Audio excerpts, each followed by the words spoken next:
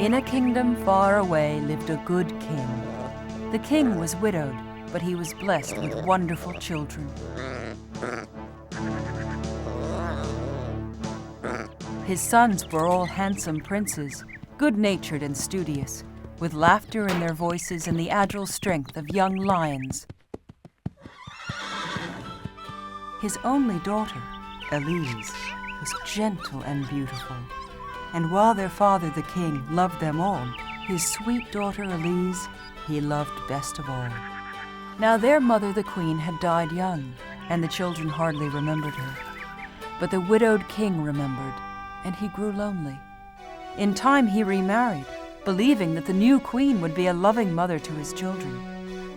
He little dreamed that she was a wicked sorceress, hungry for power, who had no love to give. The new queen hated the royal children and the affection that their father bestowed on them. Her hatred grew like fire. "These are reserved for the royal guests," she snapped, and then used artful and cruel words to try to poison the king's heart. "How loud and rough they are."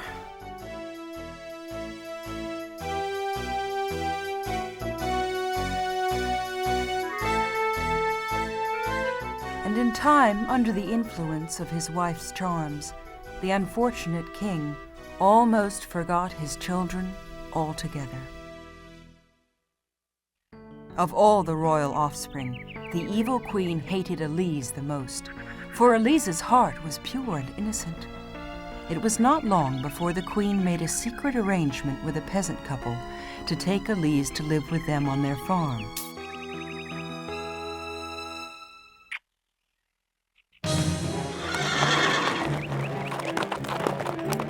The very first morning that the king went out hunting, she sent for them and then dragged Elise roughly from her bed.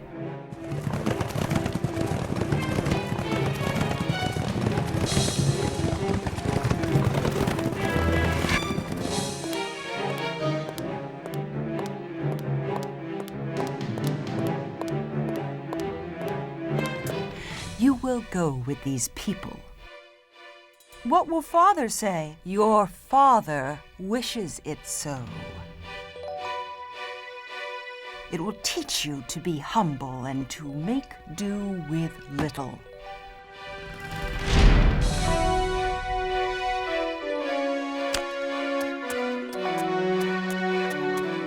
Elise desperately called out, "Help me! Dear brothers, please help me! Oben! Voldemar! Carl!" The boys heard their sister's cries and crowded at the window of their room to see her. "Who are those people?" "Elise is a spoiled little brat. You're a wicked woman. If father were here, he would never allow this. We must tell our father. We must bring our sister back. Yes, we must." "Silence! You squawk like foolish magpies. You tire me with your chatter. You tire me altogether."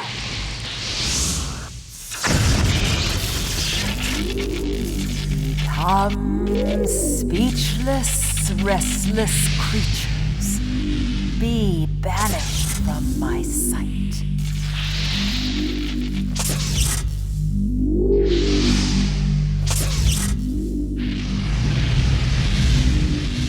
"Fly west away, be birds by day, and fall to earth at night."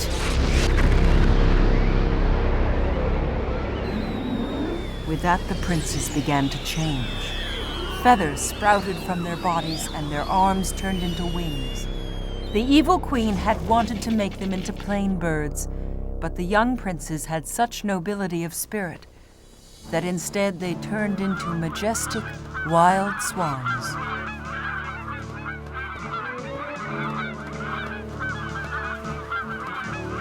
Overcome by the strange spell, they beat their strong wings and flew helplessly from the palace windows. They tried to land, but could not, and rose into the sky, circled higher and higher, and then they were gone.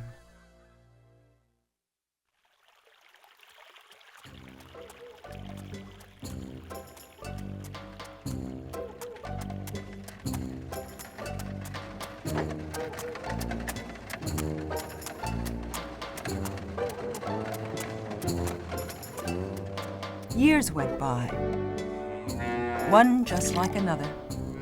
Elise worked hard on the peasants' farmland, tending the animals and learning simple skills like weaving and knitting. Sometimes her sadness over her lost brothers became unbearable, so she invented a game with a simple green leaf.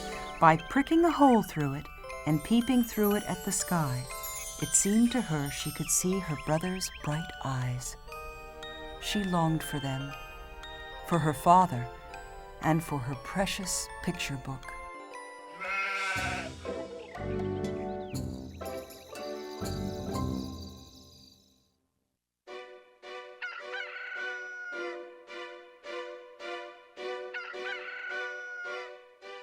On her 15th birthday, Elise was brought back to the castle. When the queen saw how lovely Elise had become, all her envy and hate returned. She would have changed her into a bird then and there, but the servants would have seen and told the king, "Dear Elise!" The queen took Elise roughly by the arm and led her to the royal bath. "How beautiful you've grown! Come, I myself will bathe and anoint you to make you ready to greet your father." "Evil toads, this very day, the queen commands that you obey. Make Elise become like you, evil, ugly, through and through. So ugly and evil that even her own father won't know her." So loving and pure was Elise that the toads grew gentle and became 3 red poppies.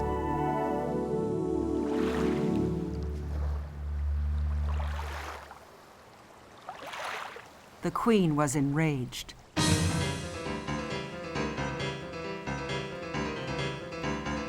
She ripped Elise's dress and threw ashes in her hair and tangled them, and smeared foul ointment on her face.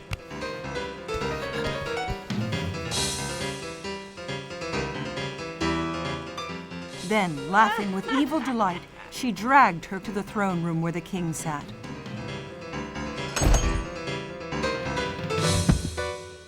Alas, the king did not recognize her, but instead grew angry.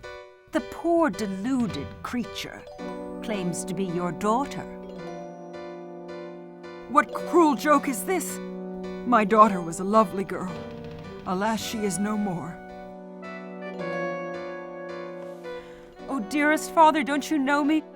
My brothers, where are they? They will know me." "My sons, too, have been dead these 7 years. "Enough!" shouted the queen. "The girl is mad, or else she mocks you. Away with her! Remove this wretch at once!" Guards took Elise out of the throne room and left her at the palace doors.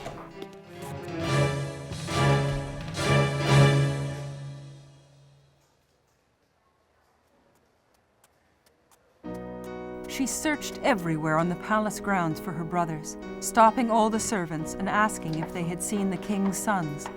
But no one could say for certain what had become of them, and no one recognized Elise as their sister. Only the swallows and the watchdog in the stables recognized her, but no one paid them any attention.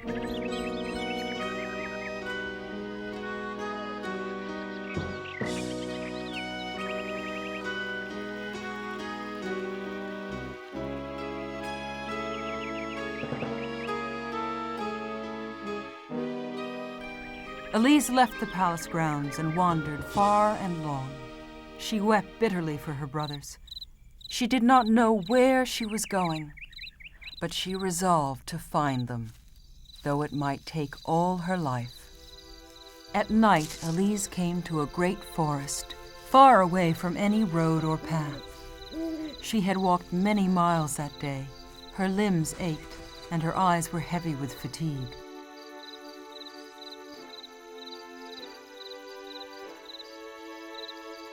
All night long, she dreamed of her brothers, of their happy childhood, and of her beautiful picture book. From one page emerged swans as white as milk with golden crowns. From another page, a river goddess beckoned to them. From still another page, there came a young king on horseback with a princess in his arms.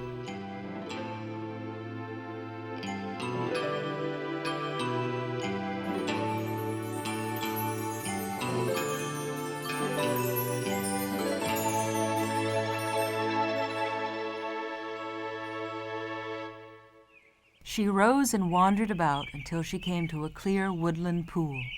So muddy and ugly was her reflection that it frightened her, and she quickly immersed herself in the cool, clear waters of the pool. She emerged clean and fresh, and with renewed hope set out again on her journey. She still did not know where she was going, but she was sure that her heart would show her the way to her brothers. She had gone only a few steps when she met an old woman carrying a basket of berries. She asked the old woman if she had seen her brothers. No, but not long ago I saw swans with crowns on their heads in a nearby stream.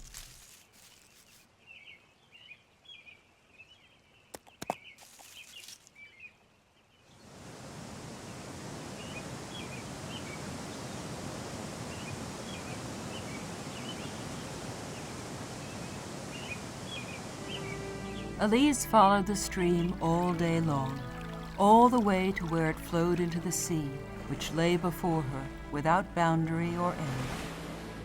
I will search for my brothers, no matter how long it takes, and whatever harm has come to them, I will not rest until it is undone. The sun was setting. Elise saw tiny specks appear on the horizon. She stood up, held her arms out wide, and welcomed the swans. As she watched, the swans transformed into handsome princes. "Dear sister, we have been looking for you everywhere." She ran into their arms, calling each one by name. It was Karl, the eldest brother, who told Elise the story of their curse. "As long as the sun is in the sky, we fly about as wild swans. But when the night comes, we turn back into our human shape. We do not live here. We live across the sea. And tomorrow we must fly back. But the journey is dangerous, for the sea is too wide for us to cross in one day. Dear sister, have you the courage to come with us?" "Yes! Oh, take me with you! I cannot bear for us to be apart." All night long, they gathered willow bark, reeds, and rushes. Then they braided and bent and wove and knotted a net, supple and strong enough to carry Elise across the sea. Elise lay down upon the net and fell asleep.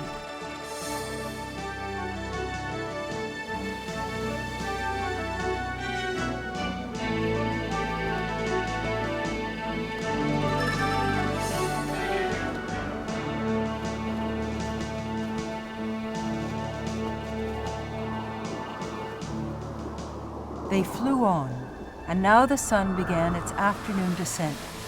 The hour grew late. The sky darkened. The swans struggled to make headway.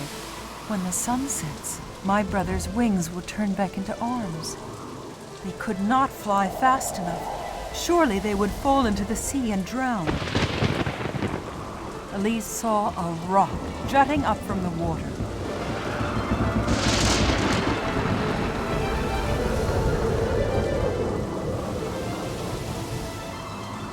The rock seemed so very small and dangerous, but her brothers were all around her, and though the heavens blazed with lightning and shook with thunder, she was no longer afraid.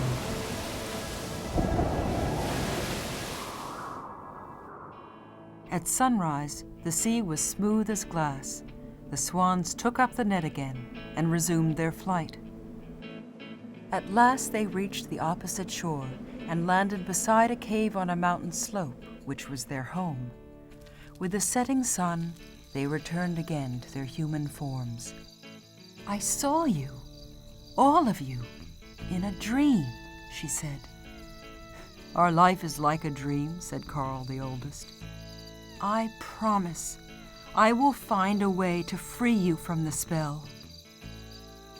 Then her brothers led her into the cave, to a bed of leaves and flowers. "Dream sweet dreams, dear sister." "May I dream how I can break the spell?" She couldn't know it, but these were the last words she would speak for a long, long time. That night, Elise dreamed she was flying through clouds. A huge cloud castle towered over her. As she approached, Elise saw a woman in the doorway, and in the woman's hand there was a nettle. "These stinging nettles can help you free your brothers," she said, "but the anguish you must endure is great. Look well and gather only this kind that grows on the mountainside and on graves in churchyards.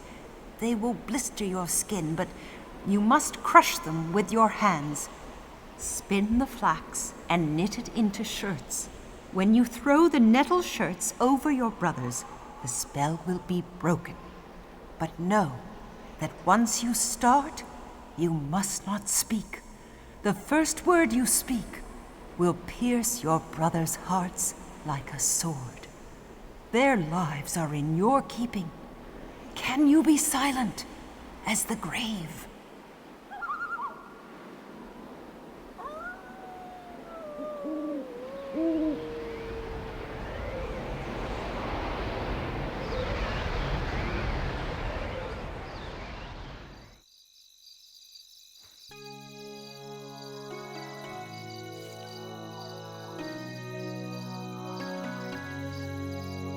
It was night, and her brothers were still asleep. She hurried out quietly and climbed up the mountain to where nettles grew thickest and began her painful task. They stung, they pricked, they burned like fire. Elise plucked until she had all that her arms could hold. She worked the whole day long, crushing the nettles and twisting them into yarn.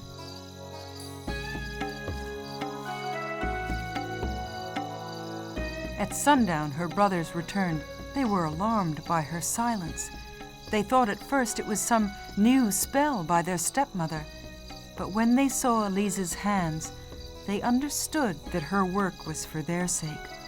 The youngest brother wept, and wherever his tears fell, she felt no more pain, and the blisters disappeared.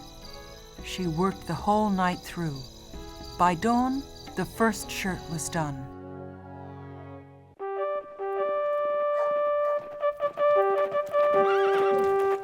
The next day, huntsmen appeared on the mountainside and ringed the entrance to the cave. Then one stepped forward and entered the cave. He was the most handsome among them, and he was the king of the land. "Beautiful maiden, why are you hiding here? Who are you? A princess? Yes, that I can see, despite your plain dress, but princess of what realm?" She's mute, he thought, but her eyes say so much. "Come with me," said the king. "A cold, lonely cave is no place for a princess." Never in her life had Elise seen anyone so noble and so handsome. But she dared not speak, for her brothers' lives depended upon her silence.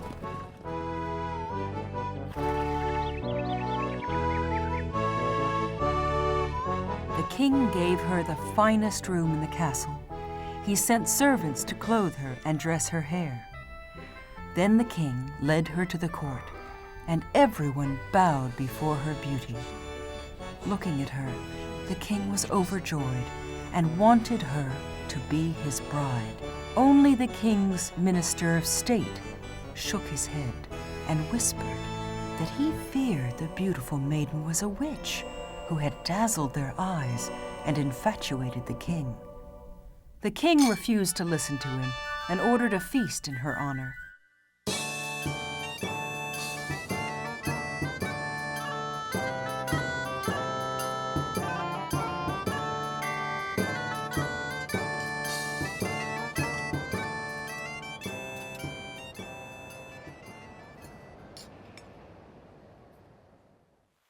Later, the king showed her the grand halls and fragrant gardens of his castle, but he could not make her smile. Elise could think only of her brothers and their sorrowful fate. She stood at the edge of the garden and gazed longingly out over the great sea and at the setting sun. "I know something troubles you," he said. "I would do anything to make it disappear. Come with me. I've something to show you. Here you may dream that you are back in your home in the forest.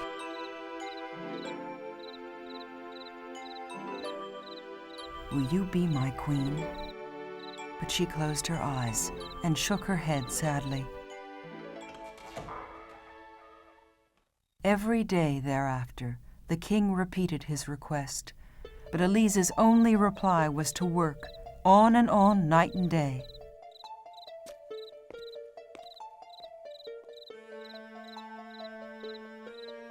Then one night, she found there was no flax left.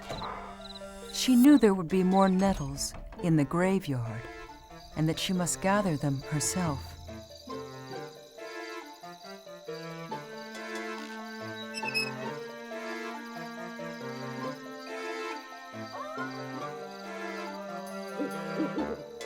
Then she heard a beautiful voice, and there in the moonlight, she saw the fairy from her dreams.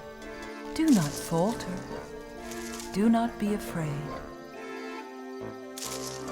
With renewed courage, Elise plucked all the nettles that she could carry and hurried back to the palace. In all the city, only one person saw her, and that was the king's minister of state.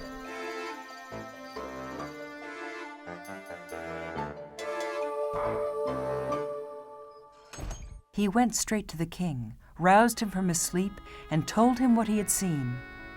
The king listened to his minister's words, and doubt entered his heart for the first time. In the days that followed, the king grew sadder and sadder. Elise saw his sorrow, and it troubled her greatly. But now she had almost finished her task. Only a single shirt remained. Once more, for a last time, she must go to the graveyard. Behind her came the minister, and at the minister's insistence, the king followed sadly behind. They watched as Elise went through the iron gates into the graveyard, and before their eyes, nettles grew wildly from the graves. "Do you believe me now?" whispered the minister into the king's ear. "Be strong, my king.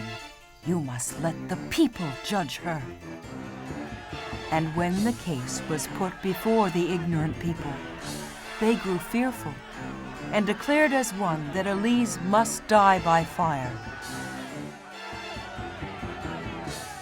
Elise was led away to a dark dungeon. All she was given to lie upon was her bundle of nettles and shirts, yet they could have given her nothing more precious. She started her work again, while the people mocked her from the street below. All night long she worked. The little mice ran across the floor, dragging the nettles to her, and a thrush at the barred window sang sweetly to give her courage. In the morning, the executioner came. "You shall burn, and so shall all this," Witchcraft, he said, pointing to the nettle shirts. The people of the city poured into the square as Elise was taken to the pyre in a horse-drawn cart. The nettle shirts lay at her feet, and with sore and blistered hands she knitted the final one. "Look at the witch!" jeered the mob. Then there was a sudden gust of wind and a flapping of wings. The crowd looked up, and there were the swans, descending upon the cart like a great white cloud. The executioner grabbed Elise and was ready to light the pyre with his torch. Quickly, Elise threw the nettle shirts over the wild swans.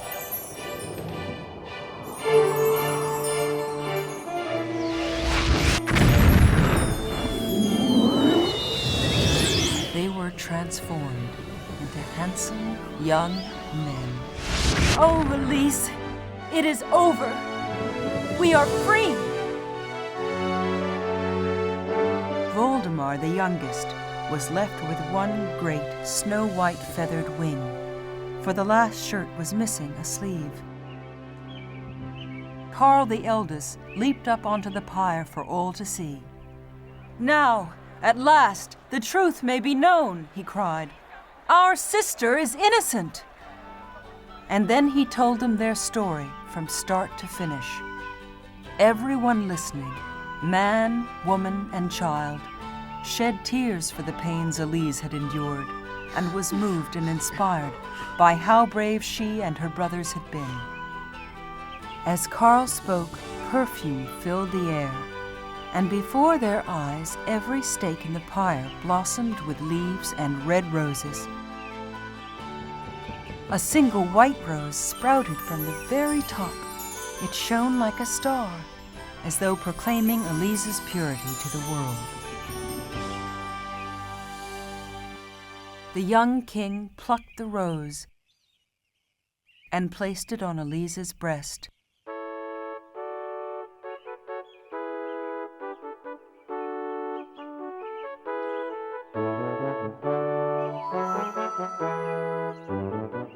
"Can you ever love me, my lady? For I doubted you and do not deserve your love." "Yes, with all my heart," answered Elise, in a voice now full and clear, which made all the bells of the kingdom ring with joy. And they lived happily in the end, which was surely as good as it had been in the beginning.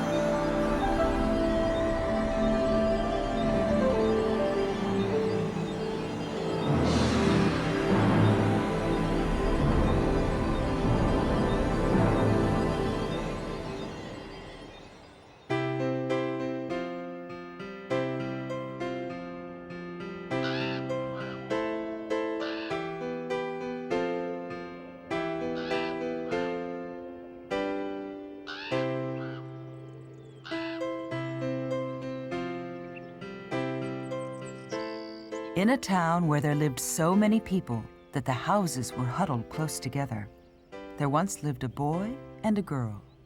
The boy's name was Kai, and the girl's name was Gerda. They were good friends and loved nothing better than to play in the window gardens that leaned from the gables of their houses. No matter what the season, you'd always see those two together, or else you'd hear their laughter.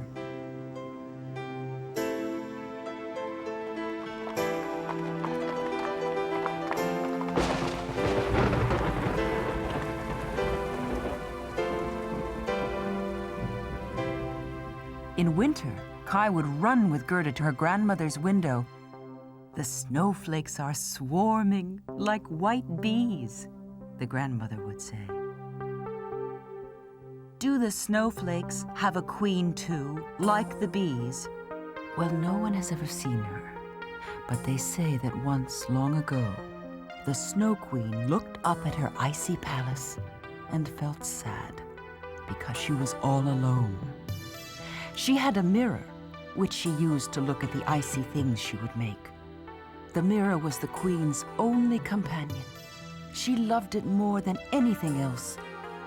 "I love you," it seemed to whisper to her. But one day, she stared into her mirror and grew angry because she led such a lonely life and because there was no one there to love her. "You don't love me," she cried in rage. And then down it fell, shattering into a million pieces.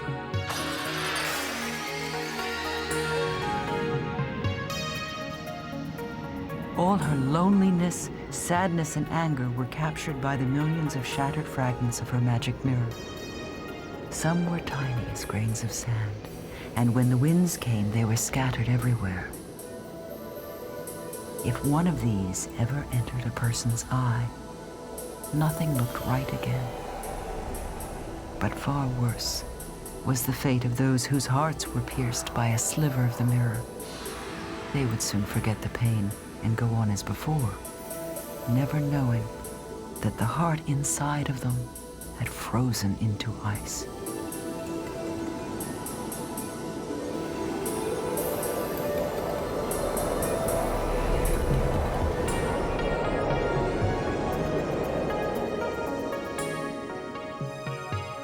Ever since then, on snowy nights, the lonely Snow Queen flies through the streets of the town and looks in at the windows. And then they become covered with ice flowers. But why does she do that? Because she is always looking for someone to take back with her, to the land where she rules with magical powers, a lonely land of ice and snow and forgetfulness. "Don't worry, Gerda," said Kai. "If she comes for you, I'll chase her inside and corner her near the stove until she melts." Late that night, Kai went to the window and looked out. It was snowing softly.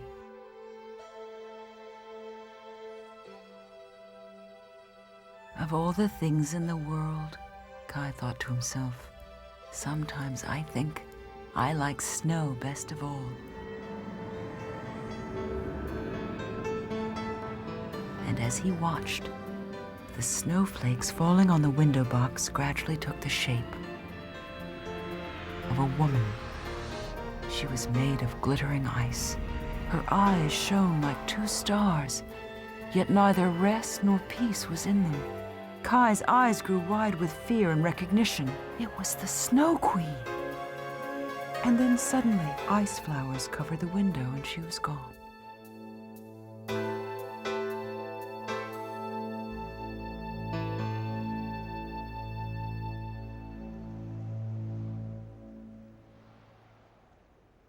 It snowed throughout the night. And the next day, the town seemed magically transformed. Great snowdrifts muffled the sounds of the wind, and the world was hushed as if waiting for some great event on stage. Then, as if on a signal, people emerged from their homes, and the air was filled with the sounds of the day, and of busy children shouting and laughing.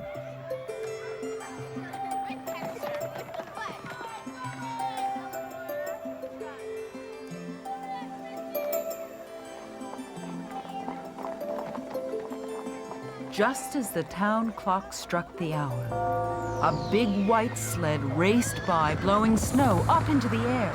"Ah! What is it?" asked Gerda. "Something sharp is in my eye," he cried. Oh, something has pricked my heart." "I think it's gone now," said Kai. But he was wrong, for one splinter of the Snow Queen's mirror had entered his eye, and another had pierced his heart. "Why are you crying? There's nothing the matter with me. Leave me alone," he shouted, and away he went. Now it was the custom in that town for the bigger boys to tie their sleds onto the farmers' carts to travel faster over the hard, packed snow. Kai saw the big white sled circling the square. He wanted to show the older boys how daring he was. Quickly, he tied his little sled onto the big one. "Watch me!" he shouted. Suddenly, the big sled dashed out of the square, faster and faster. Soon the town was far behind them. The snow fell more thickly. Snowflakes swirled around them, and the sled moved like the wind. The snowflakes grew and grew until they looked like great white hens running near them. At last, the big sled stopped. And the driver stood up. She was the Snow Queen.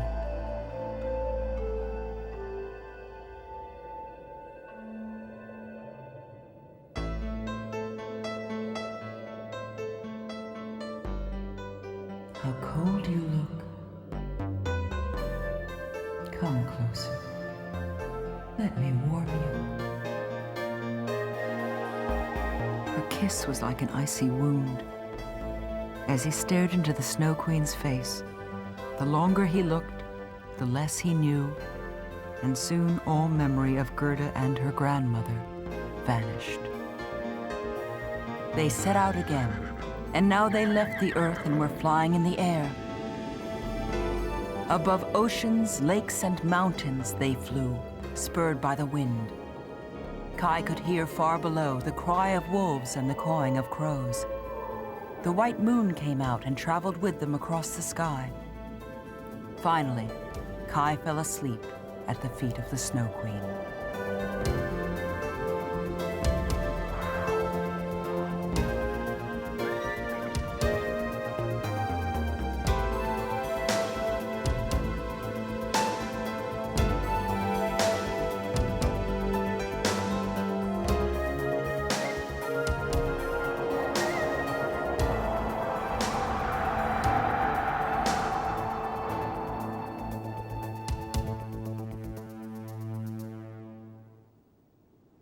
It was a sad, gray winter.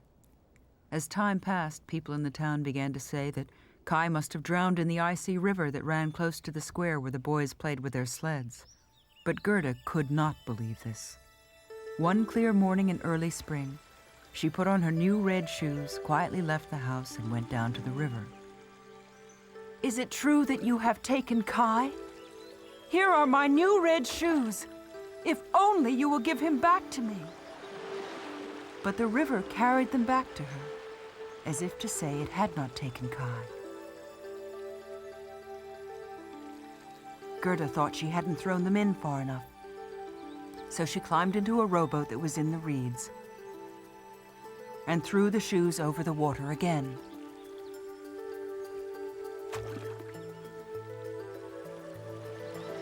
Just then, the current caught the boat, and Gerda found herself floating faster and faster down the river. She was frightened and clung tightly to her little doll. "Perhaps it will carry me to where Kai is," she thought.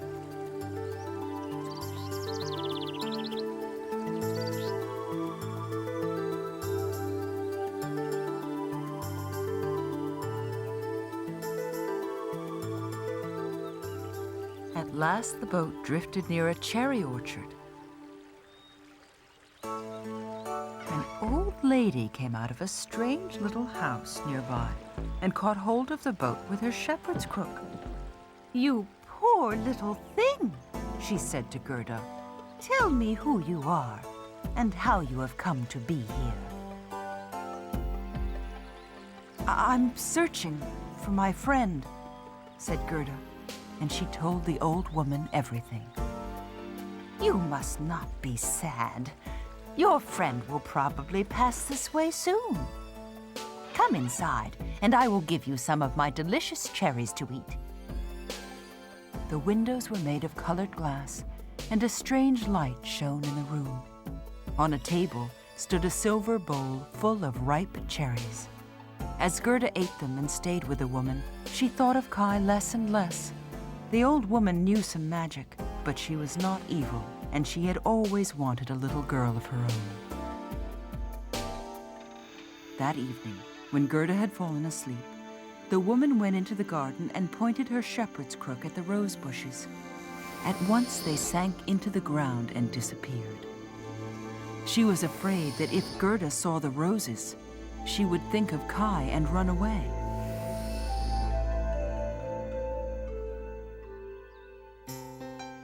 In the morning, the old woman dressed Gerda up just like a little princess in a fine dress and jewelry.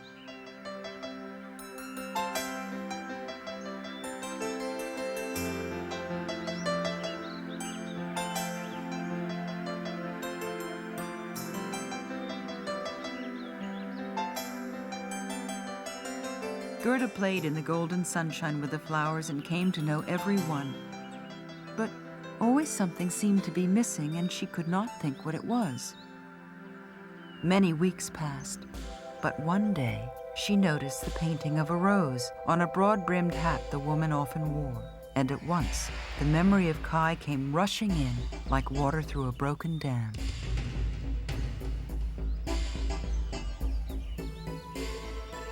"Oh, I've stayed here much too long," she cried. "I must find Kai." She ran to the end of the garden. Outside, the earth was cold and gray. Gerda held tightly to her doll.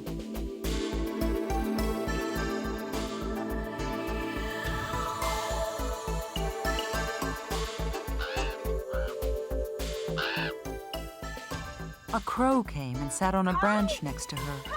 It seemed to be saying, "Kai! Kai!" as though it knew where he was. Gerda followed it through fields and forests, though there was frost on the ground and her bare feet stung.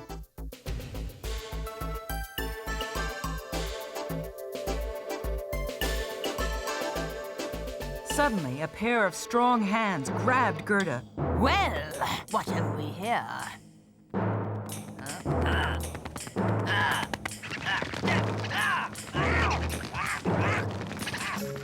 A real princess. She's a princess, all right. Said an old robber woman. And she's worth a fortune in ransom. But just as the old robber woman was about to grab poor Gerda, her daughter, who was watching from up in a tree, jumped down on her back and gave her nose a good pinch. "No! She's mine!" screamed the little robber girl. "I want to play with her!" Thank you, Mother. She was a spoiled and willful child, and so the robbers had to give in.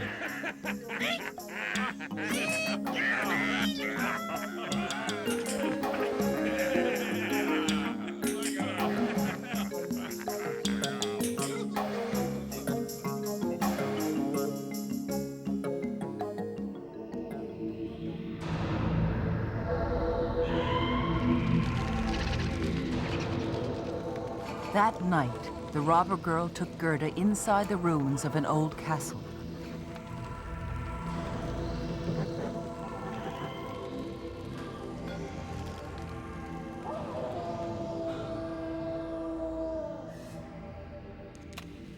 In one corner was the robber girl's room, filled with birds and animals.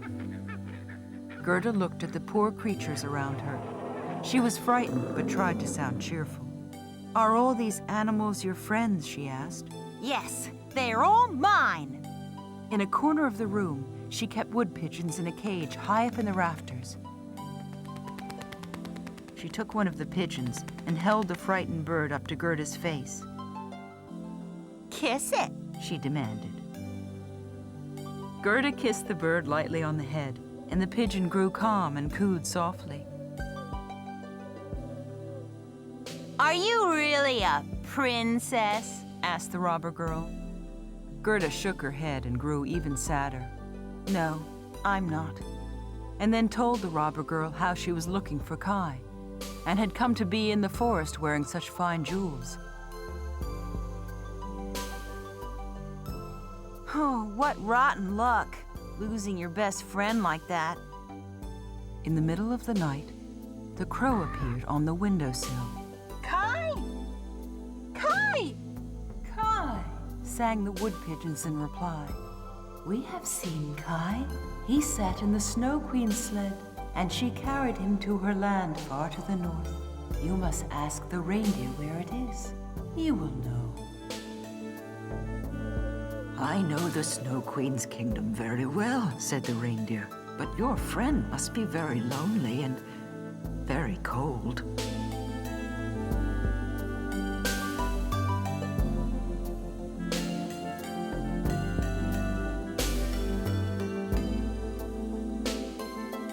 The robber girl was not sleeping and was struck with wonder at what she heard. She listened quite solemnly, but then jumped out of bed and hugged Gerda. Listen, She whispered, afraid of rousing the other robbers. I will help you. You shall take the reindeer. He will carry you to your friend.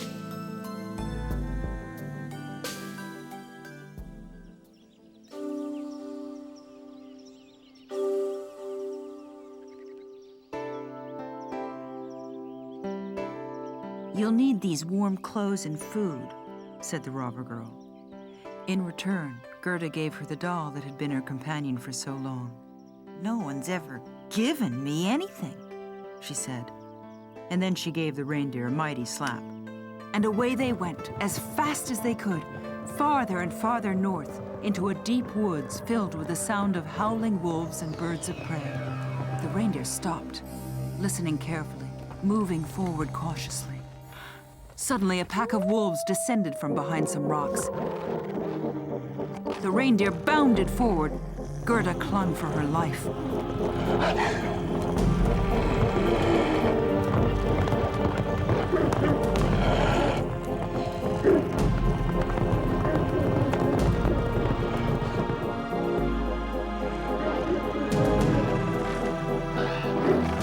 Overhead flew the crow, cawing wildly.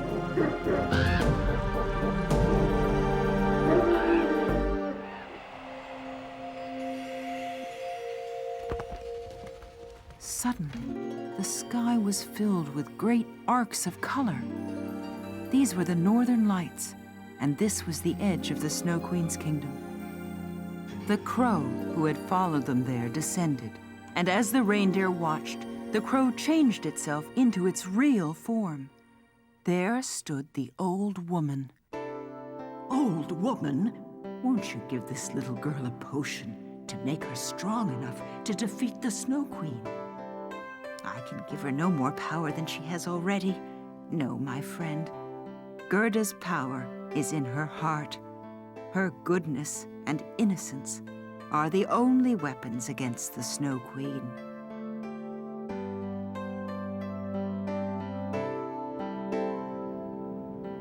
The old woman again changed into a crow and flew off.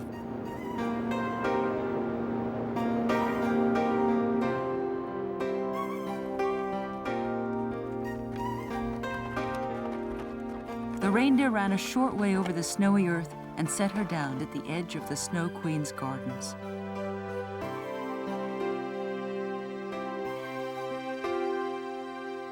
You must go on alone. Suddenly, she saw hundreds of snowflakes, growing larger as they came near. They were the Snow Queen's army on the march.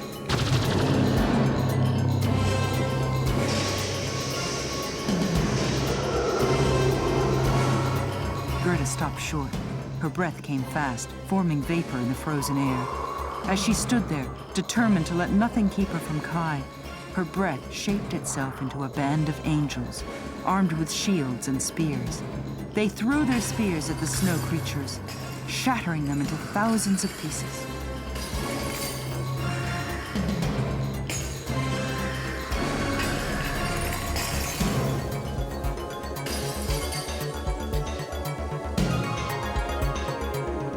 There were no more barriers after that, and Gerda was able to walk into the Snow Queen's palace.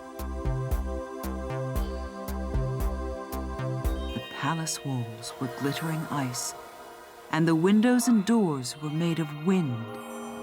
Echoing, vast, and cold was the Snow Queen's palace. Yet Gerda had come so far already that she was not afraid.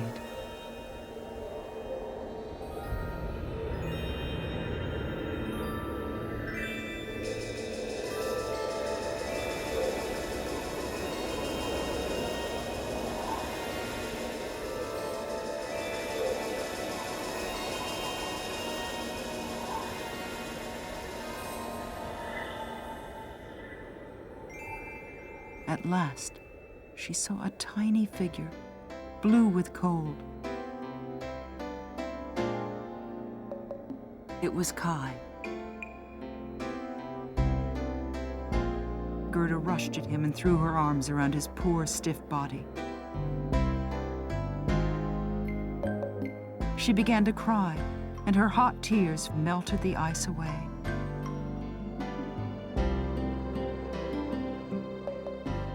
"Oh, Gerda, is it really you?"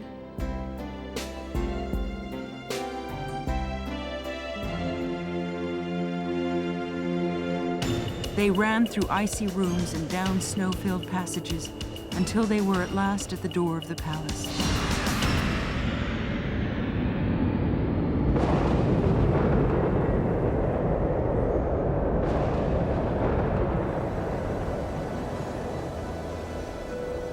The Snow Queen looked at them, looked at their love for each other, and her own heart melted just a bit.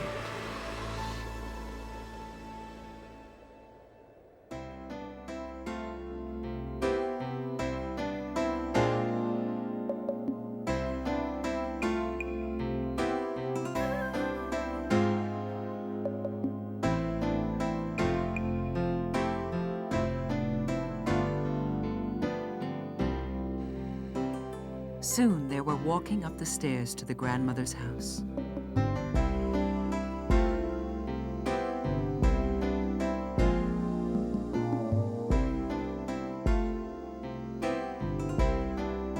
Nothing had changed, but when Kai and Gerda stepped through the doorway, they knew they had grown up.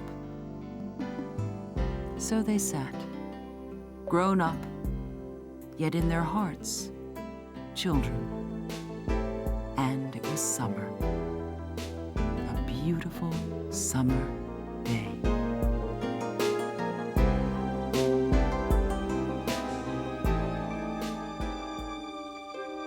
Pegasus, the winged horse, was my joy, my treasure.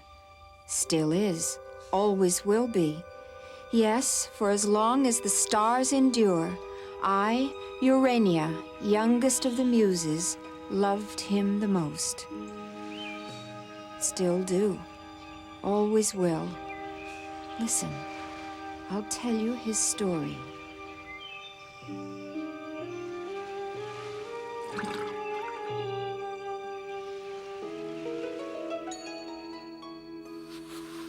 Once, there was a monster named Medusa. She had snakes instead of hair. They coiled and hissed around her head. Her face was so horrendous, whoever saw it turned to stone. This was the fate of all brave warriors who dared to do battle with her. Then the gods sent Perseus, a favorite of theirs. One god lent him sandals with wings so he could tread on air, flit to this side and to that, strike from above, catch Medusa off her guard. Perseus swung his sword. He slashed all the serpents to pieces. The goddess Athena lent him her marvelous mirror-like shield to see Medusa's reflection, so he never had to look her in the face directly. Athena hovered near him, guided his hand. Then he gave a mighty blow, cut Medusa's head clean off her shoulders, and out of her blood, yes, for wonders can arise anytime, anywhere, a white winged foal was born.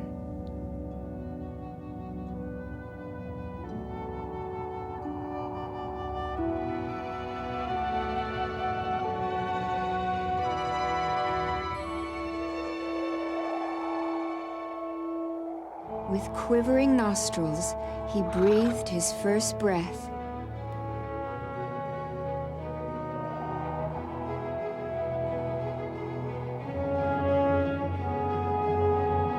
Lifted his head and gave his first joyful whinny at being alive.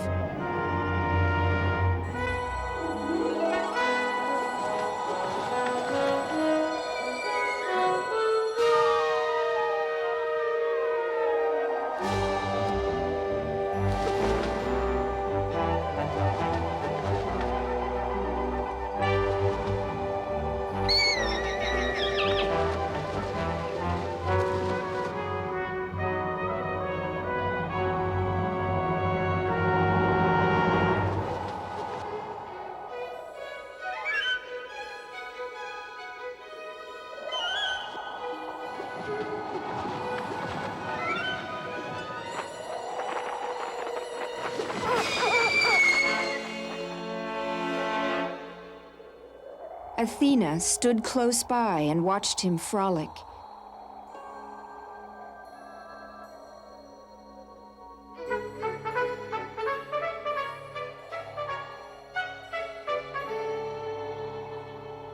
Then she held out a glistening bridle of brightest burnished gold.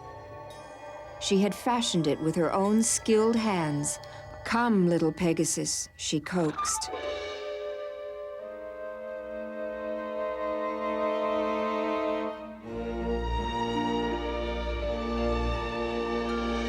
Pegasus came to her. She slipped the bridle over his nose and led him through the sky toward Mount Helicon, our home.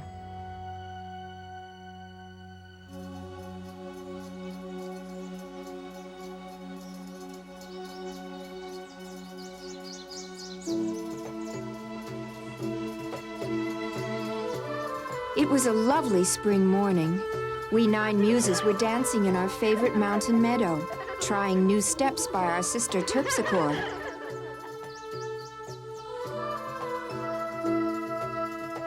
Singing a new melody by our sister Polyhymnia. We muses, as you may have heard, were known for our musical voices. Except me, Urania.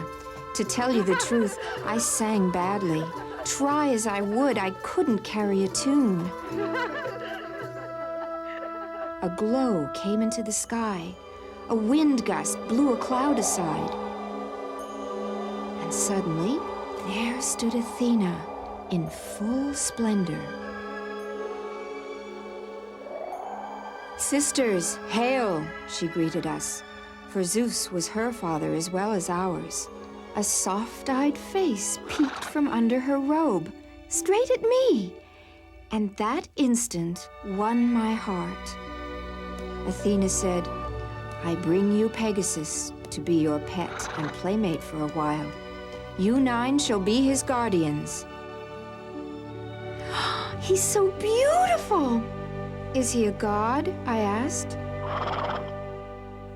"No, a mortal, though destined for greatness," said Athena.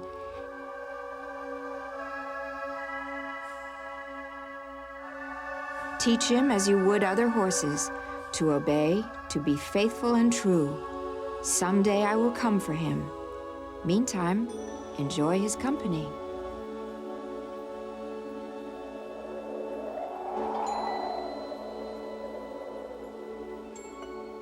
Oh, and we did.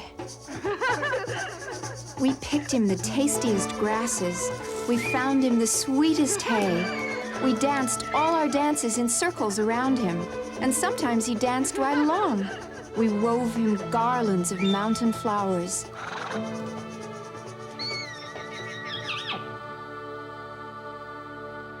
One evening, my sisters were singing to him of his future. "You will belong to a hero," sang Melpomene. "You will do battle, gain glory," sang Euterpe. "Serve Zeus above all, and perhaps someday he'll invite you to Mount Olympus," Calliope laughed. So did the others, for as everyone knew, only gods and goddesses were welcomed up there. Pegasus seemed troubled and turned to me.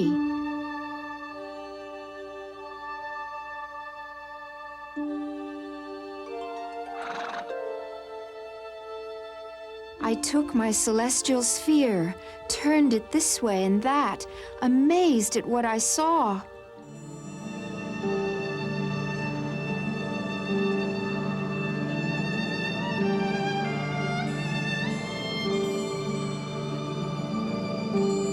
You'll rise even higher than Olympus, I foretold. Urania, hush. Don't make idle promises. Have you forgotten what Athena said? Pegasus is mortal. I hushed, but I'd seen what I'd seen, and my sphere had never shown me lies.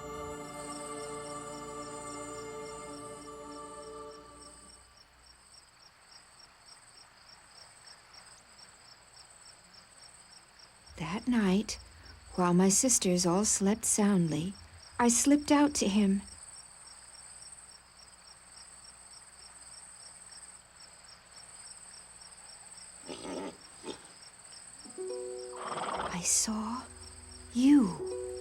in the heavens. So be glad. I threw my arms around his neck. His eyes shone with joy.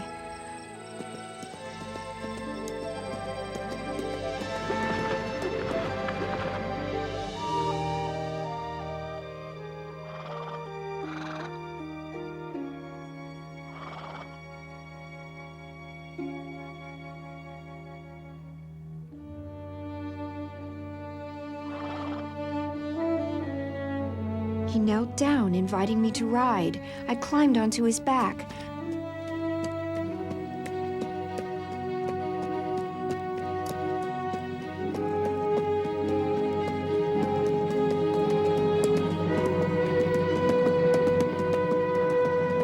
I sat snug between his wings, and he bounded into the sky. We flew up beyond the clouds. It was the most glorious night of my life.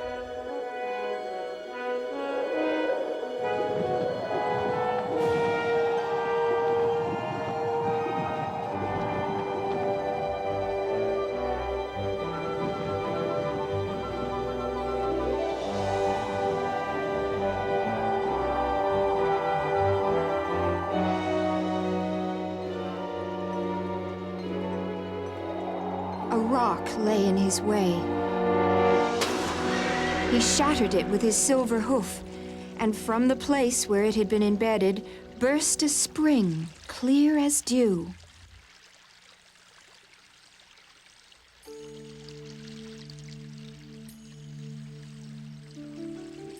I scooped up a handful of its water and drank.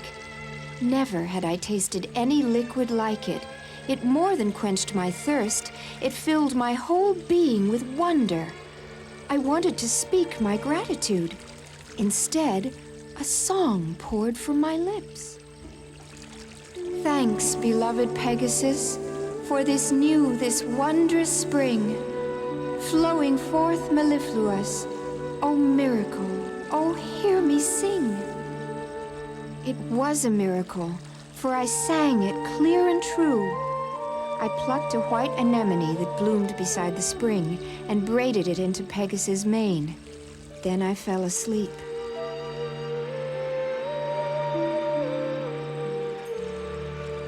Next morning I awoke, reached out, but my hand touched only air. Pegasus was gone.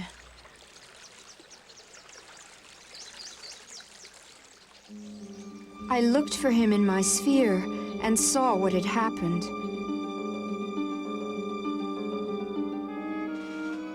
Athena had come while I slept and ridden him away.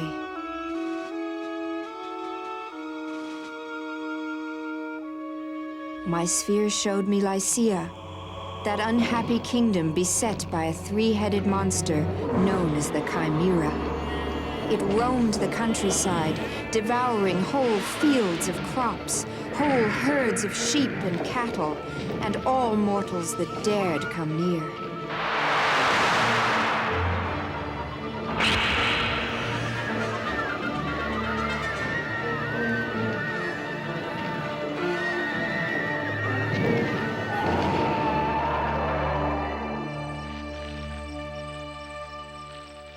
It was to Lycia that Athena brought Pegasus, to a forest where the embers of a campfire glowed.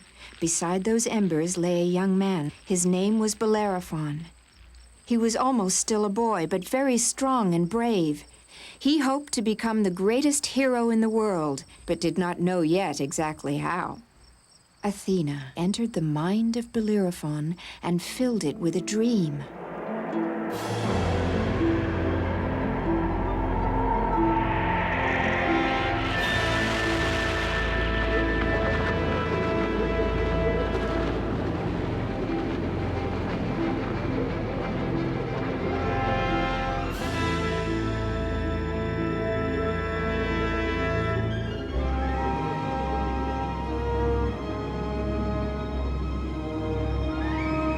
I give you these gifts that you may slay the Chimera, heal the land, and fulfill your destiny.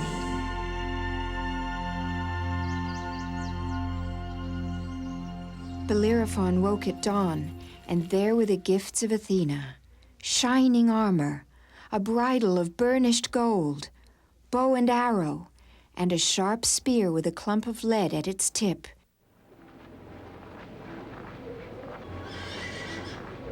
And a horse with wings came galloping, neighing wildly, just as in the dream.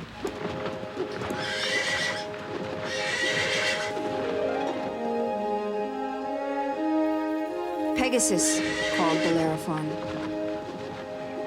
He held out the golden bridle, and Pegasus grew meek. Let him slip the bridle on and mount.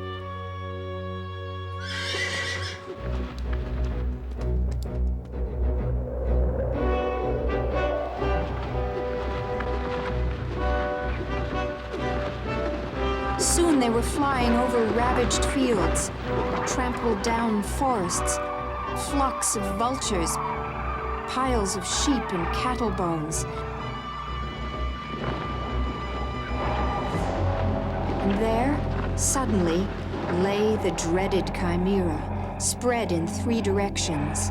Bellerophon trembled, for even the bravest heroes get afraid. He gripped tighter to Pegasus and urged him on. Faster!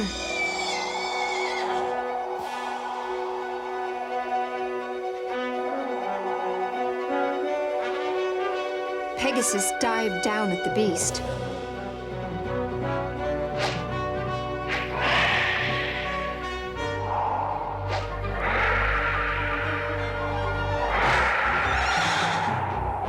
Bellerophon shot arrow upon arrow straight at the lion head. The lion head awoke, roared with rage.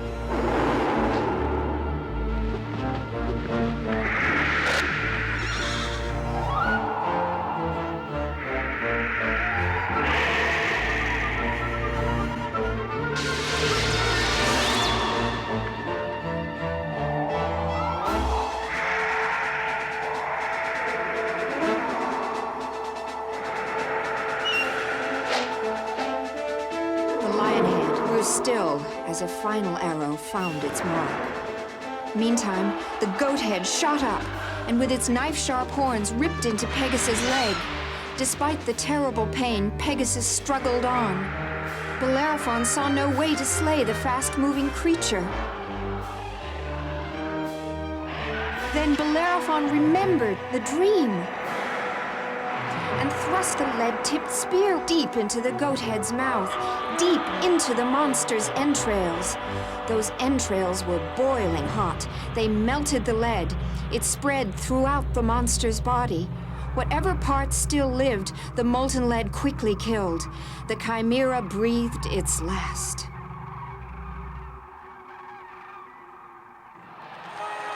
They flew to the palace of the king of Lycia, who gave them a hero's welcome. At the feast held in their honor, Bellerophon fell in love with the king's daughter, and she with him. They married. Years went by. The old king died. Bellerophon and his princess became the new king and queen. They had children, and they all lived on in peace and happiness. For a while, anyway. Bellerophon grew old and discontent, hungered after glory. He still thought about heroes of old, Perseus and Heracles the greatest, whom Zeus had raised to Mount Olympus. Am I not as great a hero? Asked Bellerophon. Do I not deserve to rise to Olympus and feast with Zeus and all the immortals? Don't boast, said the queen, or the gods may get angry with you. But the idea possessed him more and more. Let Pegasus be saddled, he ordered.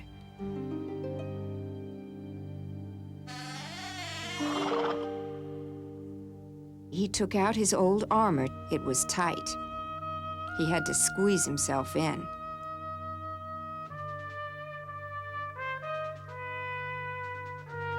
Be careful, said the queen. You are not the young man you once were. No matter, said Bellerophon. The gods will soon restore my youth. Up, Pegasus. Pegasus flew into the sky.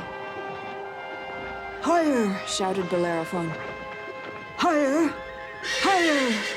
Pegasus flew over mountain peaks and clouds, up, up until the air grew thin.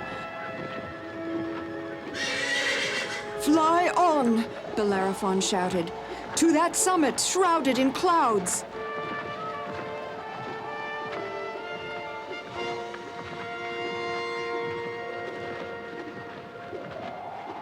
That summit was Mount Olympus.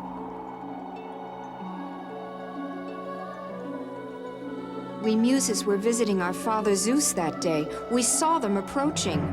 Zeus looked down from his throne and commanded, Mortal rider, mortal horse, turn back. Pegasus started to turn back, but Bellerophon shouted, Higher! and jabbed Pegasus in the side with his spurs, forcing him to fly on.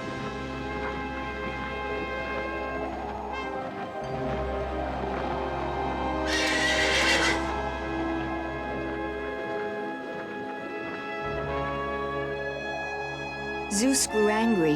He took a bit of clay, formed a new little creature, the gadfly, and sent it on a task. The gadfly flew down and plunged his stinger into the tender place right under Pegasus' tail. Pegasus bucked, heaved his rider off. Bellerophon's boasting had earned him his fall.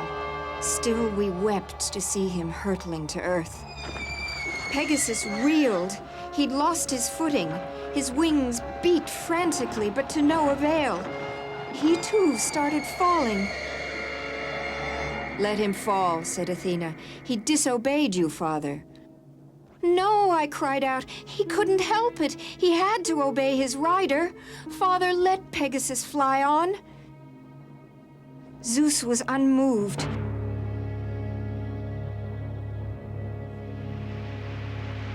I didn't need my sphere to show me where I'd find him. Where else but the spring? There he lay, not moving, scarcely breathing.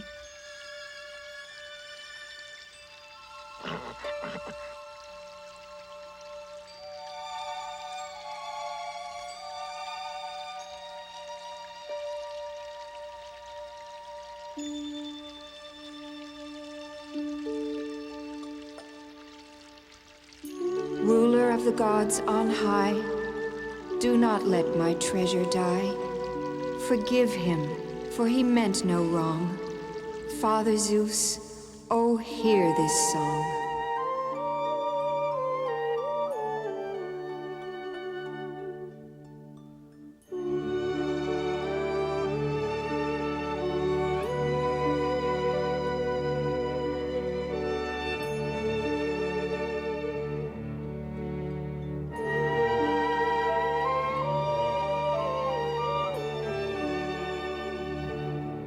My song rose to Olympus.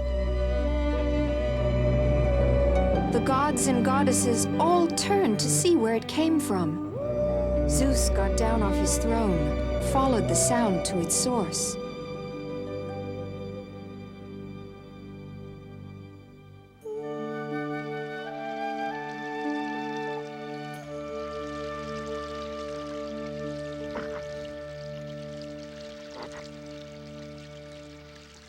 Daughter, Urania, since when can you sing so well?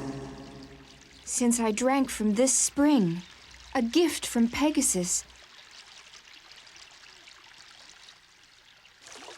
Taste, Father. He put the water to his lips and drank. Ah, that was good. I feel inspired. Let me see. What splendor shall I create? Father, make Pegasus well again.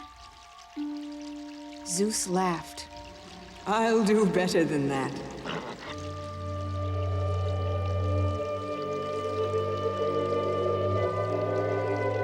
From now on, Pegasus shall be my thunder bearer. Come, daughter, let us return to Olympus and show Pegasus his new home. For many years, Pegasus gathered thunderbolts from all corners of the heavens and brought them to Zeus. I stayed young, we goddesses do, but Pegasus grew old. One day, I kissed Pegasus, my flesh and blood Pegasus, goodbye. I'd seen in my sphere what Zeus meant to do.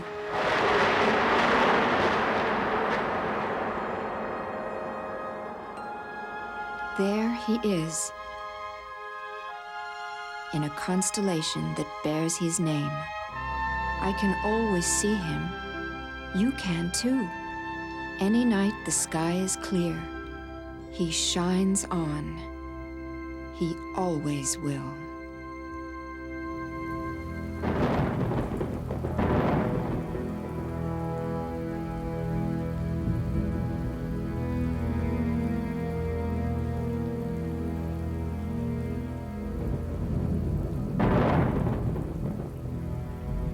It happened shortly after young Arthur had been crowned king.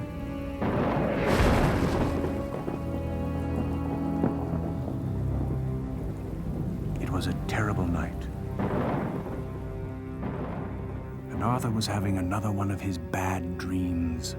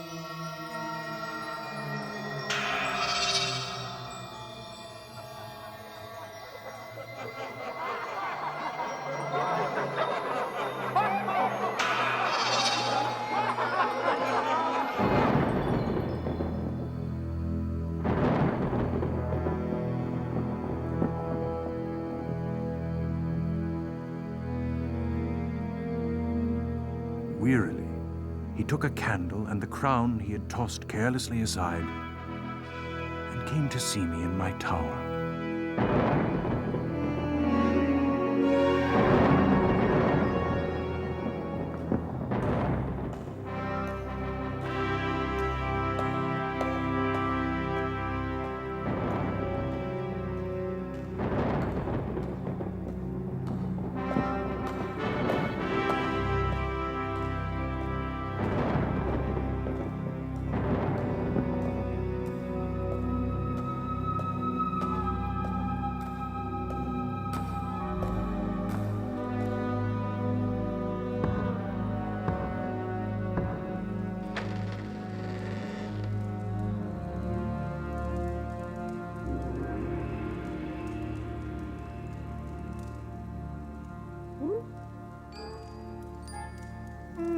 Arthur, what is it, boy? What brings you here at this hour? I am king. I go where I please. You are also a boy, and it is time for boys to be in their beds asleep. I cannot sleep, Merlin. Why not? I have bad dreams. Dreams. Dreams. I could read your dreams. Well, tell me about them. They're always the same. A fatherless boy becomes king just because he pulls a sword from a stone. I think I know the very boy. Well, if you cannot tell me more about your dreams, all right, here. Then I will tell you a story about mine. What better than a story for a rainy night, eh? A story. I could use a good story. Let's see. Once I had a dream about dragons. Dragons? Oh, I like dragons. And well, you should. For dragons are the true dreams of magicians and kings.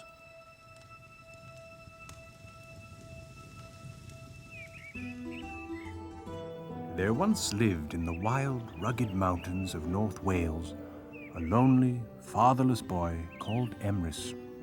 He was small, with sharp eyes like a hawk's, and a mouth that rarely smiled, for he too was troubled by dreams and visions he did not understand.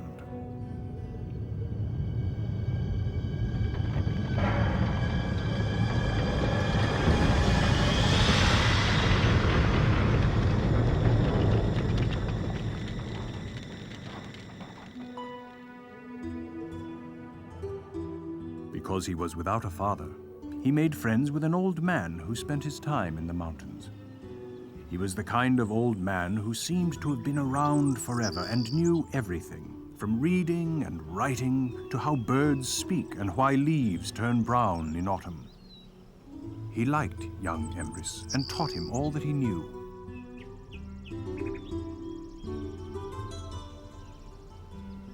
Now, Emrys' mother was a princess, but she lived far away from her father's castle. She was a good mother, but knew nothing of climbing trees or catching tadpoles or other boys' sports. So Emrys had to invent that part of growing up for himself. And a lonely inventing it proved to be. The boys in the village teased him for not knowing who his father was, and called him Mother's Babe or Little Apron Pull, and never invited him to take part in their games. So Emrys spent his days studying birds and fish and marveling at butterflies all by himself, and told no one about his strange dreams.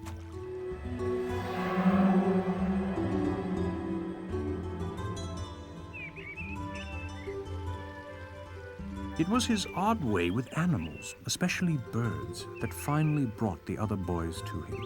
Not in friendship, but out of curiosity. And Emrys made up what he thought were harmless little predictions to amuse them.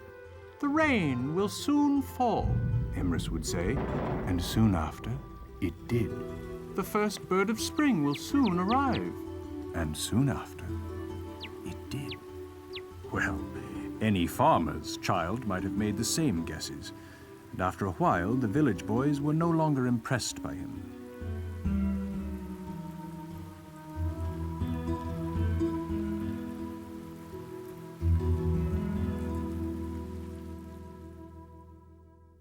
However, once, when he was 9 years old, Emrys found a book of seasons and planetary movements in the old man's cottage.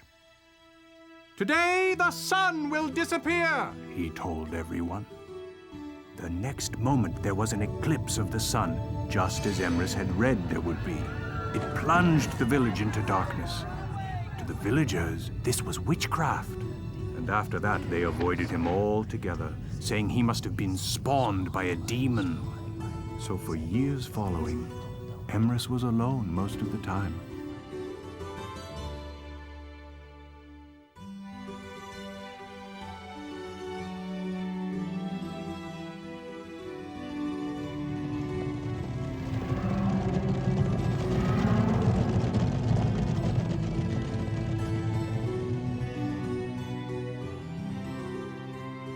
One day, when Emrys was about 12, there came to the valley a ruthless and ambitious man named Vortigern. He had unjustly declared himself High King over all Britain. After fleeing his enemies for weeks, Vortigern arrived with a bedraggled army of tired soldiers and a handful of magicians. The peaceful life of Emrys' tiny village was about to be changed forever. There, atop that mountain, shall be my tower. Gather the people of this village. They shall build it, starting at once. You, my magicians, do what you must to please the Welsh gods, so that they allow my tower to be built. Vortigern forced the villagers to cut huge pieces of stone from the mountainside and haul them with their little Welsh ponies.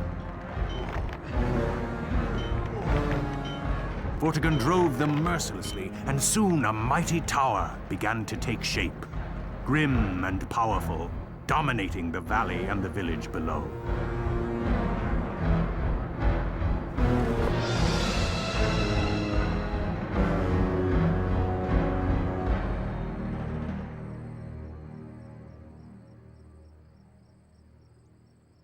very night, the tower began to shudder and shake.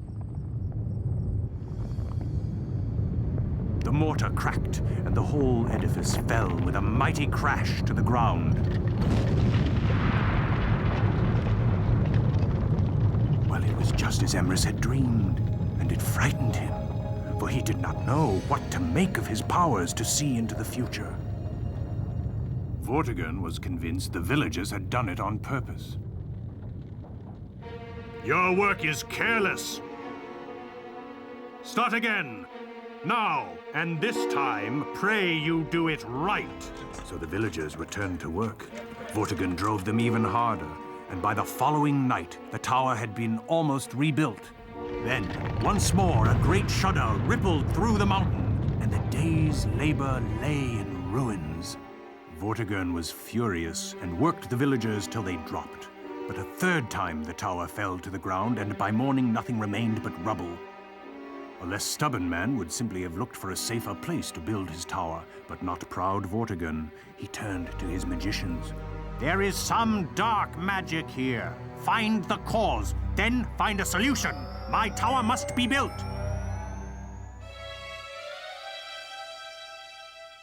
The next morning, the magicians put on their most impressive robes. They drew the magic circle of power.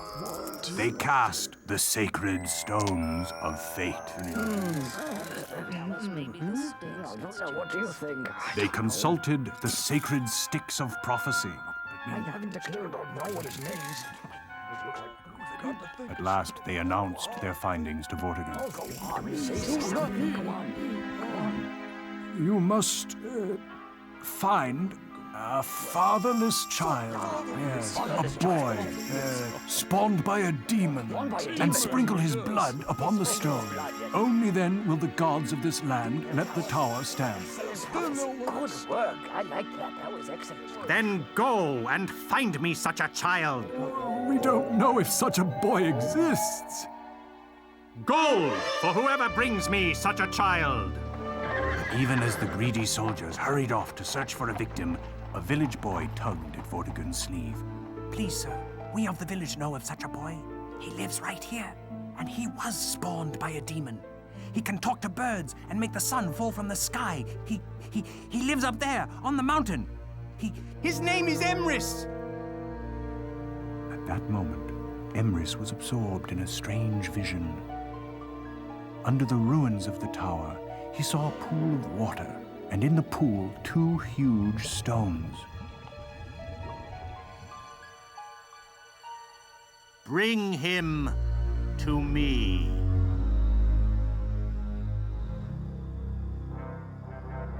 What shall I do? Trust your dreams. You are Emrys, the boy spawned by a demon? I am Emrys, but no demon's son. I will have your blood whether you be the right boy or not. Slay him. Now!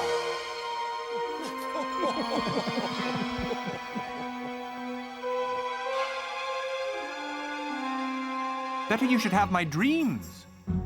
Ask your magicians what is under the tower. Hey, untie the boy. What have you seen in dreams? Dig beneath the ruins. There you will find a large pool of water. An underground pool could be weakening the tower. We will test this dream, but if it proves false, I will have your blood. Vortigern set men to digging, and beneath the ruins there was indeed a large pool of water. In that pool lay 2 great stones breathing in and out, and at each breath the mud around them trembled. Inside the stones are dragons fast asleep. It is the dreaming of these dragons that shakes the earth each night and makes the tower fall. Vortigern's men descended into the muddy pit, and with mighty hammers pounded upon the stones. Once, twice, 3 times their hammers rang out.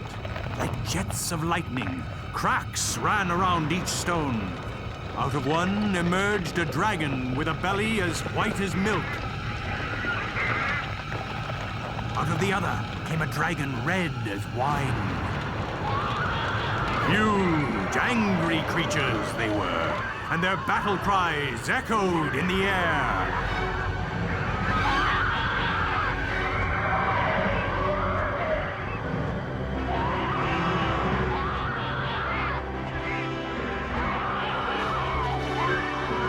The dragons circled one another, rising higher and higher into the sky. They wheeled about, poised to strike.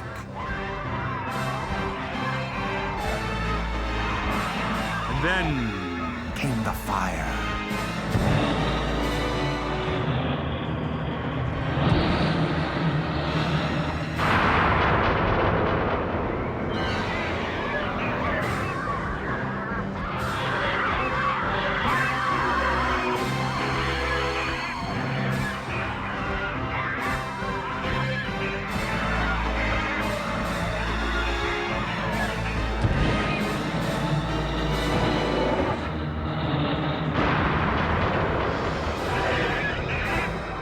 They advanced and clashed, breast to breast, raining teeth and scales down upon the ground.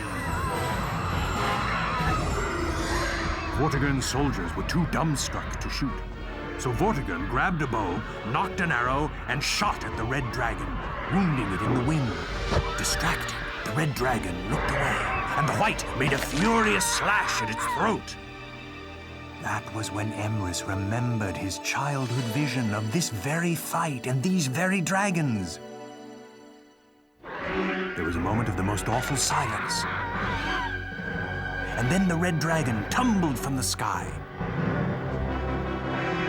The white dragon followed its victim to the ground and set it on fire with its breath. Quick as a cat, Vortigern grabbed another arrow and sighted on the white dragon's neck. But before he could shoot, the white dragon fled back into the air, banked northward, and was gone, winging over the mountains. If you're so good at prophecy, tell me the meaning of this, boy. It means that your fate shall be that of the red dragon, and soon you too shall be slain. Tell me if you have any more dreams. Back to work! My tower must be built! Emrys watched from the hillside, feeling his confidence build within him. If only I could find help, he thought to himself. A hawk circled overhead. Emrys lifted his arm, and the great bird alighted. There was a communion between them, as though the hawk understood Emrys's thoughts.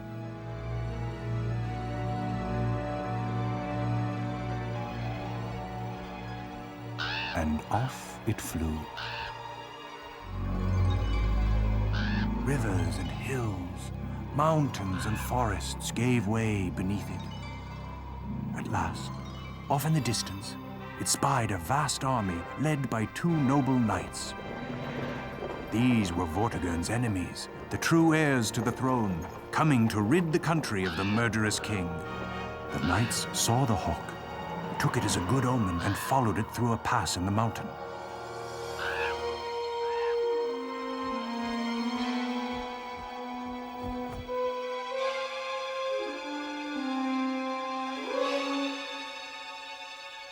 Emrys emerged from his vision and came down from the hillside to confront Vortigern.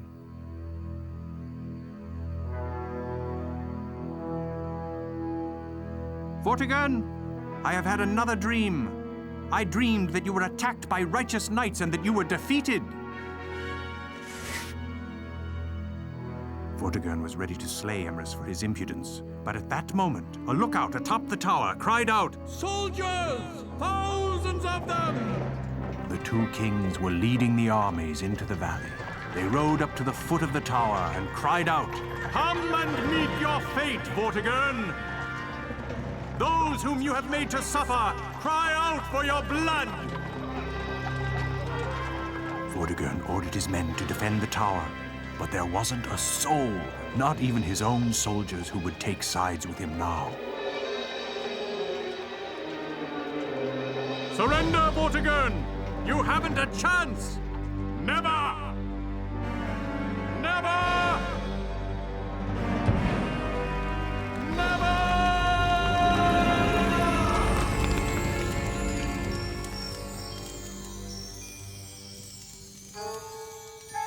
Wake up, Merlin. Wake up. You can't end the story there. Eh? What happened to Vortigern? Oh, those knights defeated Vortigern, all right. Burned him right up in his own tower. And what of the two kings? They were brothers named Ambrosius and Uther Pendragon. Uther? Why, he was the last High King. Perhaps one of his sons will come to claim my throne. Uther had only one son, though only I knew it. You, Arthur? Uther was my father? Then I am not fatherless? You had a father, and he was king. Then I am king not just because I pulled a stupid sword from a stone. Don't underestimate your strength in pulling that sword from the stone. There's nothing stupid about it. It took the son of a king to do such a thing. It meant you were qualified to rule all of Britain. Why did you not tell me this before? I could not tell you until you were ready. There are rules for prophets just as there are rules for kings, you know. So I am king in truth. Always were. Only you doubted it. You can thank your dreams for, well, for waking you up. You see, great men dream great dreams. But what of Emrys? What happened to him? Emrys? Oh, he's still around. Went on dreaming. Made a career of it, I think. I still have this. Saved it all this time. You saved a dragon's tooth? Then you were the boy named Emrys? Surely you had guessed that before. But now, maybe we can both get some rest. Kings need their sleep if they are to be wise. No more bad dreams, Merlin. Thank you. Don't mention it. My king.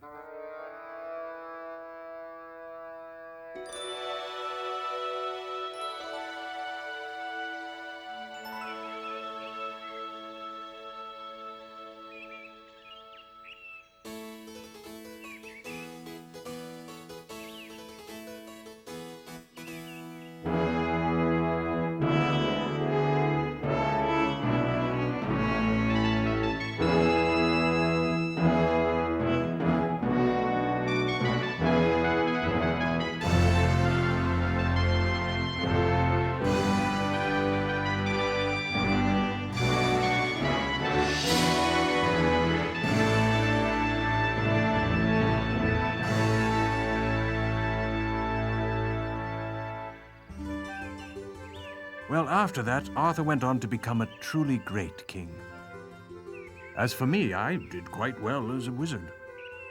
Stayed on for years, helping Arthur with his knights and the Round Table, and, well, those are stories for another time. Magicians need their sleep, too.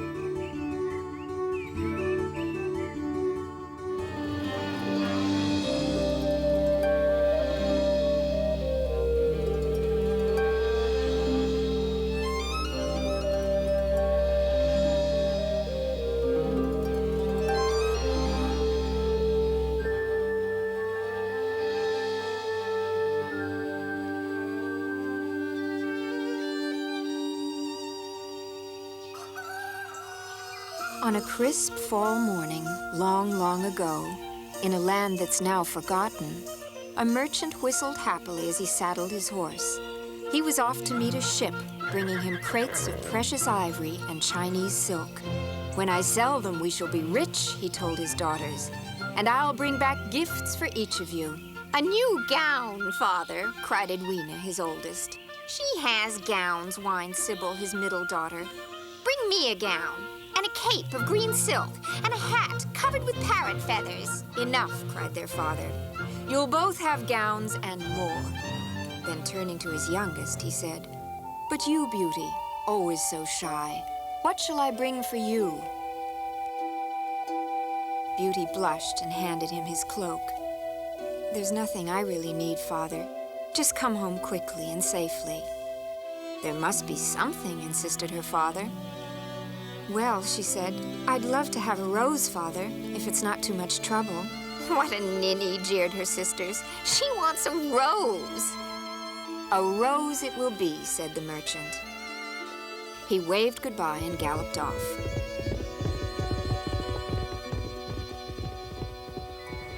But when he got to the port, he learned that the ship had been wrecked in a storm. His ivory and silk lay at the bottom of the sea. I can't believe it, he said to himself. I invested everything. Now I'm penniless. Stunned and empty-handed, he started for home.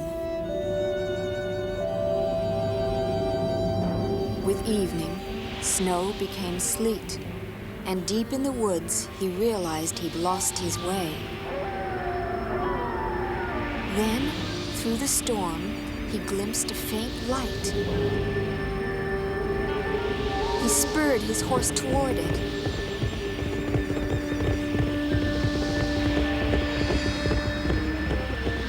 Suddenly, the wind stopped. He looked around and found himself in the peaceful warmth of a moonlit garden before a glowing palace. Amazed, he left his horse and climbed slowly up the palace stairs. At the top, massive doors of bronze swung silently open, and he stared into a dazzling hall. Hello? Hello? Hello? Hello? Hello? Answered the echo. And then, except for the distant song of a nightingale, silence.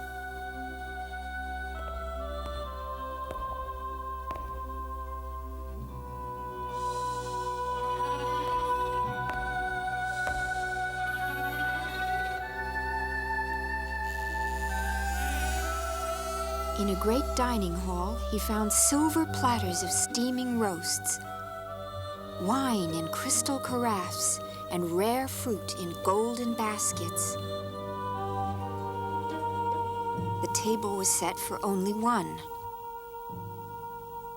Hungry as he was, the poor man waited for someone to come and invite him to dine.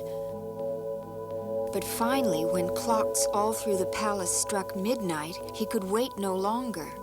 He sat and was about to help himself when he saw his glass slowly fill with wine. "The place is bewitched," he muttered as food floated onto his plate.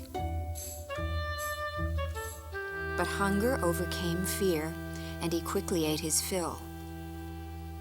Having eaten, he wandered into the next room and found a huge feather bed with silken sheets. He lay across it, intending to rest for just a moment, but fell into a deep sleep. Sunlight woke him, and he found himself wearing a fine linen nightshirt and saw his clothes laid out clean and dry. He dressed quickly and ran through the palace, calling, "Who is master here?"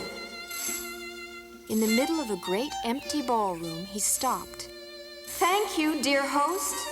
Thank you for saving my life and for your generous hospitality." Outside, he was about to leave when he caught the scent of roses. He thought of his daughter, Beauty, and followed the scent through a maze of hedges. At the heart of the maze, he found a rose garden beyond imagination. The perfume was so sweet and thick it made him dizzy. He searched the garden until he found the most perfect rose. Then he reached out and picked it. At that moment, he heard a terrible snarling roar. He fell to the ground, and when he dared to look up, a huge, ugly beast glared down at him with blazing eyes. "So," growled the beast, "I have saved your life. I have fed you and sheltered you, and you repay me by stealing what I love most in the world. My roses."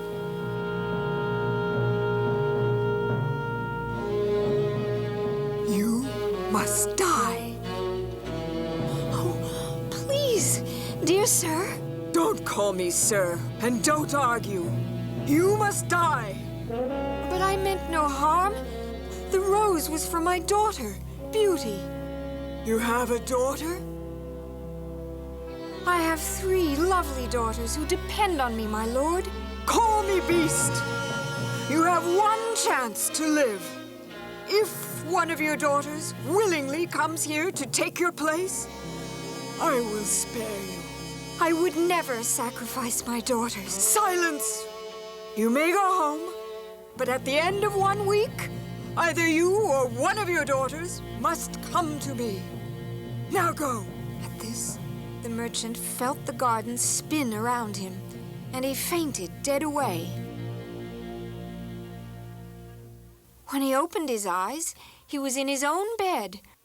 "Oh, Father," said Beauty, "we're so glad you're alive. Your horse galloped into the yard last night, and you fell off unconscious. This was in your hand." She held up the rose, and the merchant began to weep. And he told them his story from start to finish. "And so, in 1 week," he concluded, "I shall kiss you all goodbye for the last time." Beauty burst into tears. "But Father," wailed Sybil, "without you, we'll starve." "It's all her fault," snapped Edwina. "She had to have a rose." "Yes," cried Sybil. "She should go to the beast in your place, Father. He'd give her roses." "That's enough," cried the merchant. Beauty wept unconsolably. "They're right, Father. They're right. Please forgive me." The week passed slowly. On the final morning, Beauty was awakened at dawn by the clatter of hooves. She ran out to the yard, and there stood a magnificent white stallion with a golden saddle.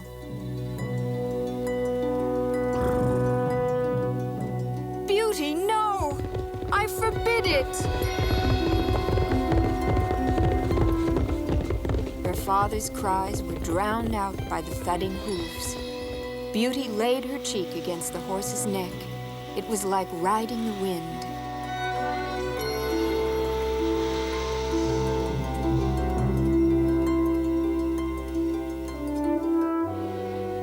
When the horse stopped, the mist cleared and there was the palace, gleaming in the dewy sunlight.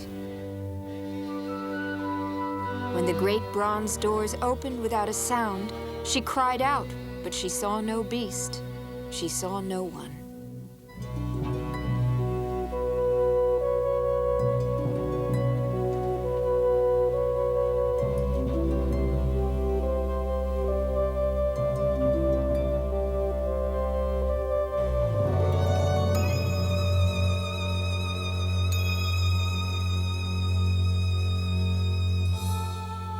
She entered a room full of sunlight, roses, and shelves of books.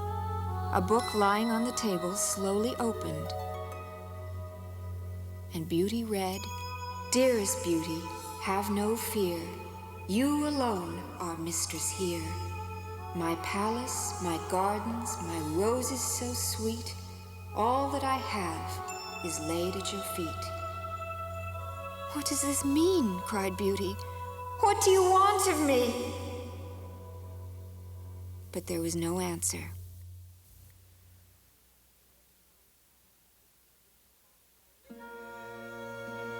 In the great dining hall, Beauty sat alone and waited. The table was set with roses and silver, and all her most favorite foods and cakes, but she touched nothing. Hours passed in eerie stillness. Then she noticed the smell of damp fur, and she heard the sound of breathing. "Good evening, Beauty," growled a rasping voice. When Beauty saw the beast, the earth seemed to drop from under her. She could never have imagined anything so monstrous. "Good evening, sir." "Call me Beast. Did you come of your own choice, Beauty?" "I did, Beast, to save my father." "And your room? Does it please you?" "Oh, it's lovely, Beast. Thank you." "And Beauty, do you find me very ugly?" Beauty faltered and looked down. Her heart pounded. "I cannot lie, Beast. I find you ugly." "Yes," sighed the beast. "I am ugly."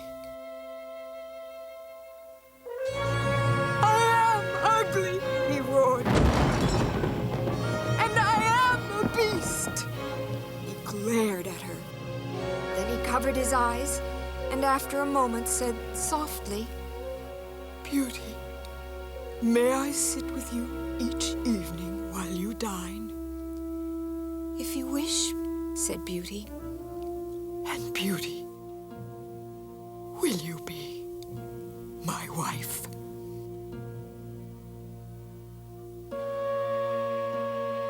She closed her eyes. I cannot, beast. I do not love you. The beast groaned and turned away. Good night, Beauty.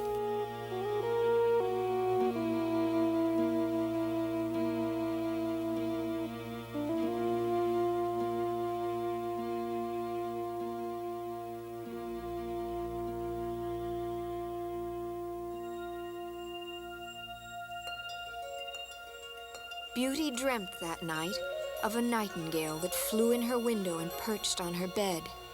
The bird sang a sweet, haunting song. Dearest Beauty, have no fear. You alone are mistress here. Trust your heart and not your eyes. Appearances are full of lies. Sunlight woke her. She dressed and wandered out among roses of every color and fragrance. She came upon a huge cage full of strange and wondrous birds. They looked at her and fluttered helplessly against the bars. I wish I could free you, she said. Then she thought of the beast and shuddered. Each evening, he sat opposite her and asked about her day and watched her every move. His eyes, she thought, are not the eyes of a beast. They're so sad and full of mysteries. One night, feeling bold, she asked him, Beast, when will you kill me? He flinched and his eyes filled with horror. Don't you know, Beauty? I would never harm you in any way. Please forgive me. The next evening, as she waited for the beast to appear, there was a sudden flutter of wings, and a bird flew around and around the room. Then she saw the beast in the doorway, and quick as any cat, his arm shot out, and the bird was in his fist. Beauty could see it. It was a nightingale.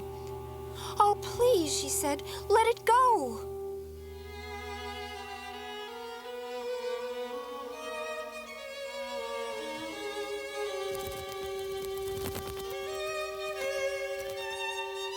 Beast, said Beauty, when will you set me free? She looked again into his eyes, and it was like looking into a forest.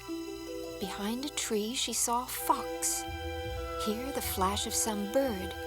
There, a young fawn. Beauty, he said softly. Will you be my wife? Dear beast, you know I cannot. She dreamed that night that she rode on the back of a wolf in the arms of a handsome stranger, a prince, through a fantastic forest of vines and flowers. Ahead of them flew the nightingale. Then she heard her father calling her. Beauty! Beauty! With his voice growing fainter and fainter. She woke and realized that it had been weeks since she'd thought of him. Oh, Father, she said aloud, if only I could see you. She glanced into the mirror by her bed, and there she saw her father. He looked old and sick. His lips moved, speaking her name. She burst into tears, and that evening when the beast appeared, she fell to her knees and said, Please, beast, let me go to my father. I'm afraid he is dying. Just for 1 week, said Beauty. He needs me, and I miss him so. I am only a beast, but I would die if you left me, Beauty. She was awakened that night by mournful howls and the sound of something crashing through the woods. She left her bed and hurried through the moonlit maze until she stood in the rose garden. The beast stepped out of the black shadows.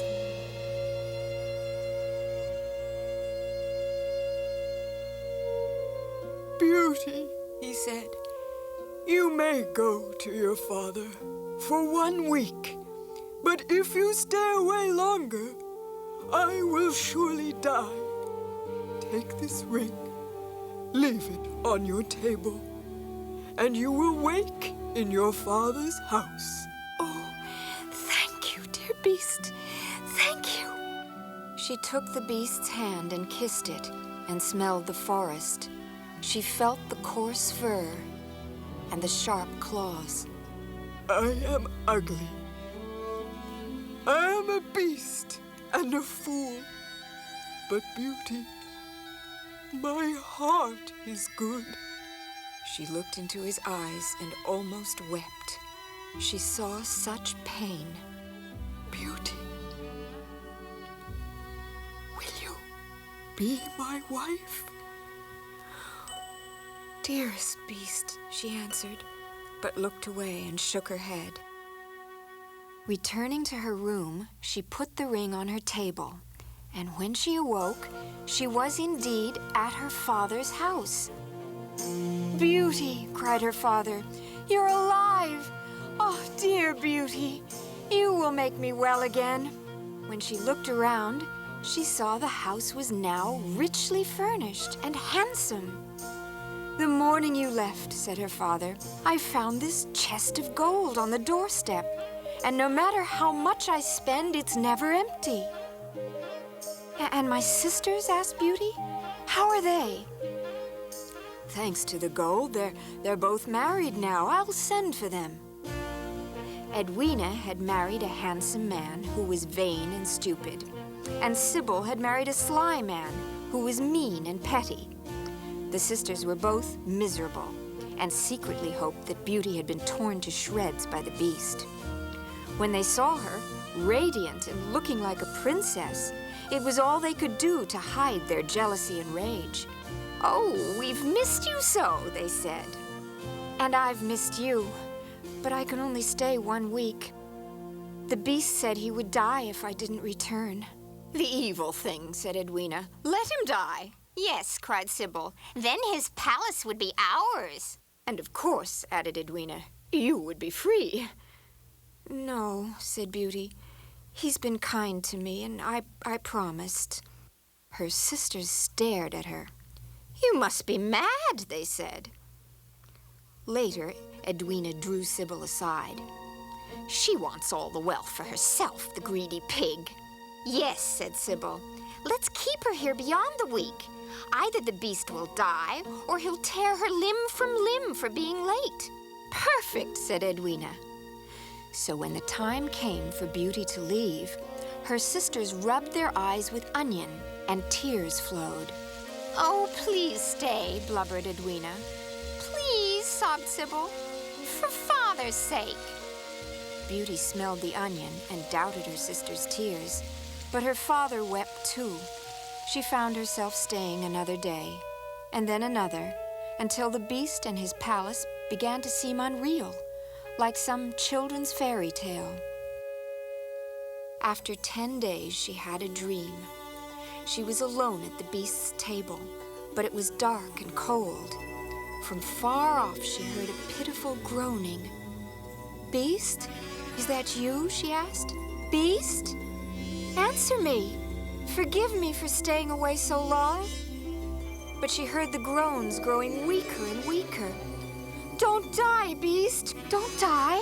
Cried Beauty, running frantically through the moonlit maze. Then she heard the nightingale singing. Dearest Beauty, the hour is late. Happiness won't always wait. Run to the center of your own heart's maze.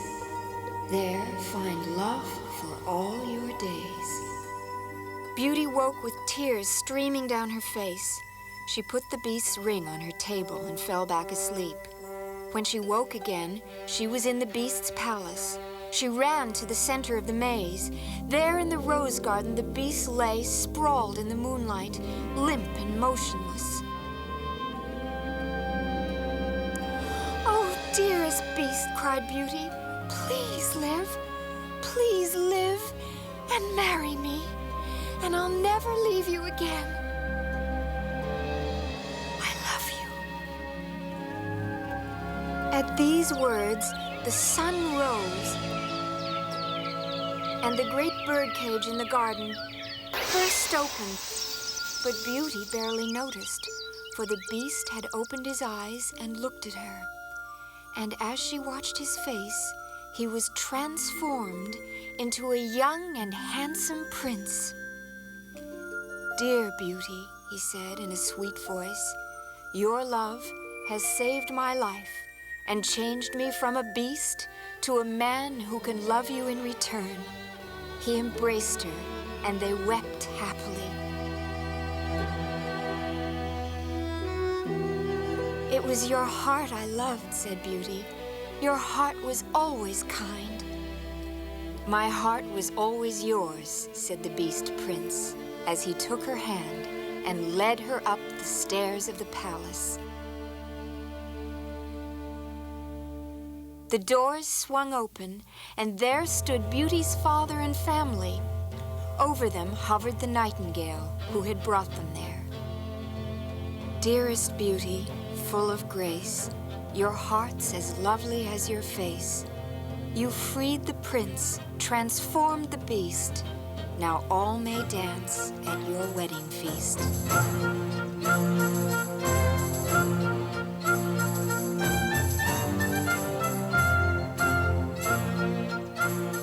They were married that very day.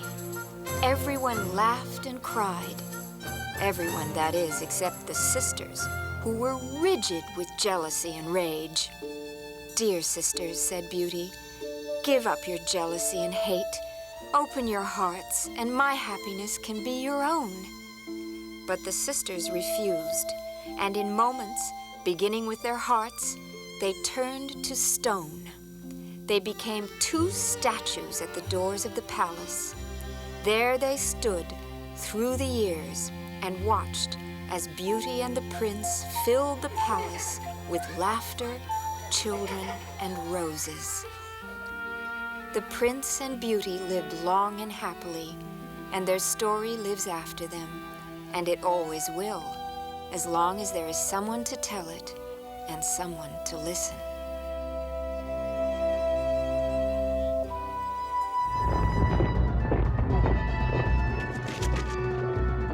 There was a time long ago when the world had become a wicked place. There were wars and murders.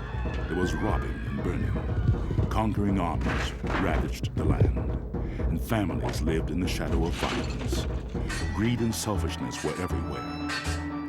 And there was a meanness of spirit in people that made them evil and cruel.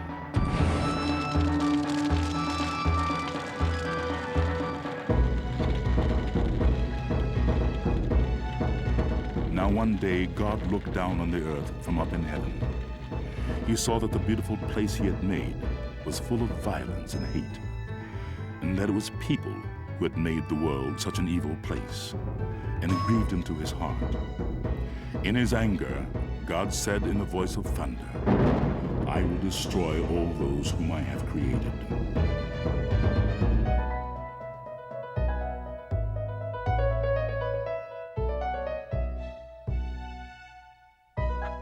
But in that dark time, there was one good, righteous man named Noah, who lived with his wife and 3 sons, Shem, Ham, and Japheth, and their wives.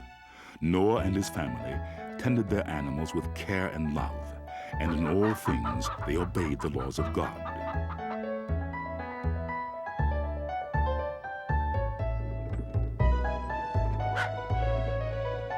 This is the story of Noah and his family, and of the great thing they did at the dawn of time.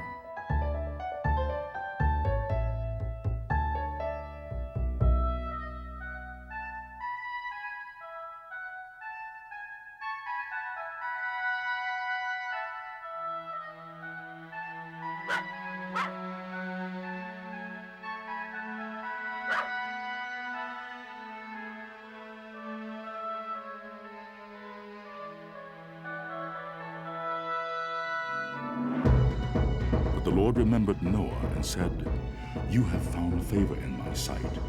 You and your family will be spared." And then God told Noah what he must do.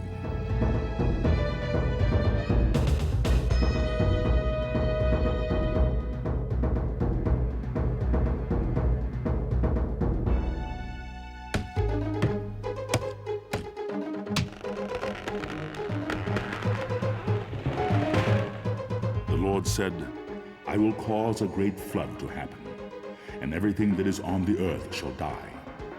You must make an ark, and this is how you are to make it.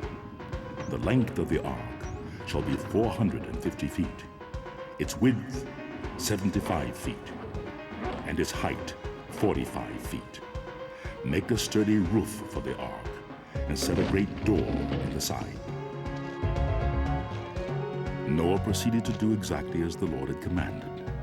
He and his sons journeyed into the forest and cut logs of cypress wood. They brought the logs back and measured them and cut them into lengths according to God's instructions. Noah and his sons sawed the wood and hammered the pegs. The sound of hammers and the singing of saws and the sweet smell of cypress wood filled the air. Slowly the ark began to take shape under the hands of Noah and his sons. Months went by, and the wooden skeleton of a great ship rose in the midst of Noah's fields. It was so wide it covered an entire vineyard. It stood so high that the top of it could be seen from miles away. Passing caravans would leave their trails to see the great vessel being built, and people laughed at Noah for building an ark on dry ground. Noah and his sons kept on with their labor until the day came when the great ark was finished.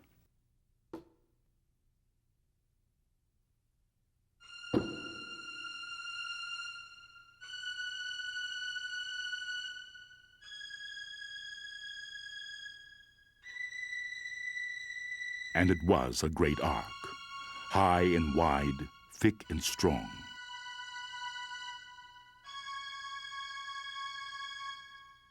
Then once more God spoke to Noah.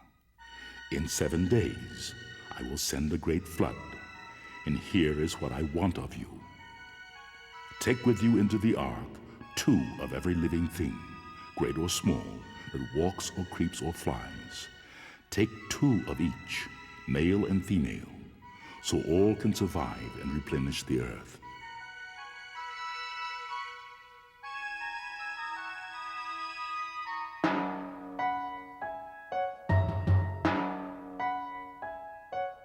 The animals obeyed God's call and came from all corners of the earth.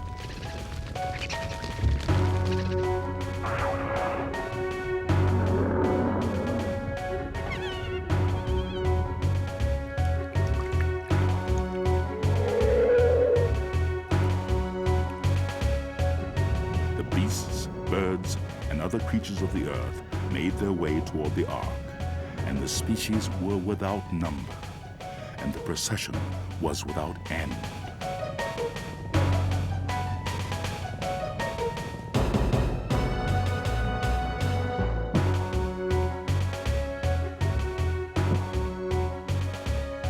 Now the Lord said to Noah, "Take food for you and your family, and for each kind of animal according to its needs.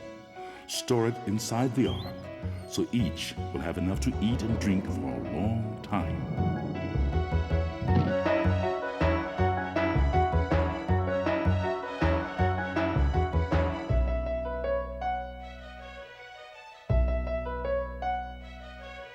And when they had finished collecting all the food and water, Noah and his wife, his sons and their wives, all climbed aboard, stored their belongings, and made ready.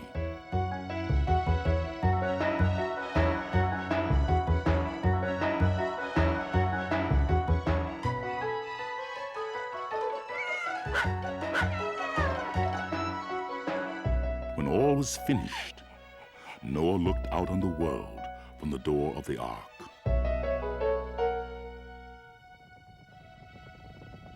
And then the animals came.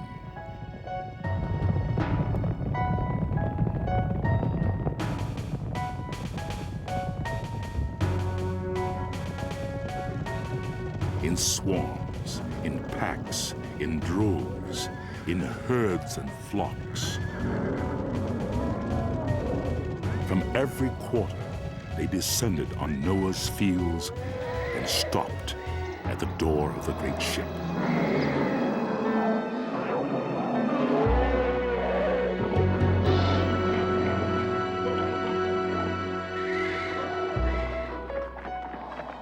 For 7 days, the parade of animals made their way up the wooden ramp and into the ark. 2 by 2, creatures all, large and small, foul and clean, good and mean, fierce and tame, in they came, pair by pair, gross and fair. All that walked, crawled, or stalked on dry earth found a birth. A place was there for every species and type. And still the procession continued in an endless stream.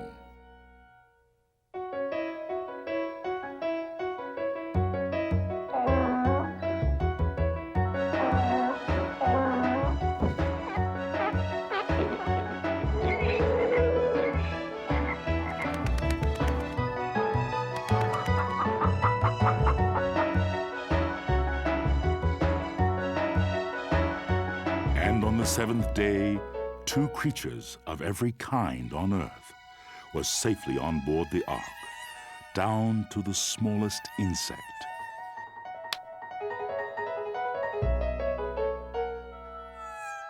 The world of God's creatures was contained in Noah's great ark.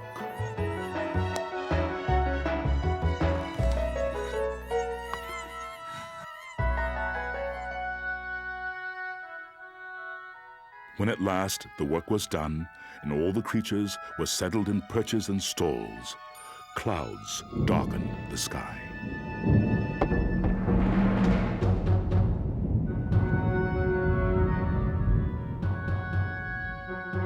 Noah lifted the ropes attached to the great doors of the ark and pulled with all his strength.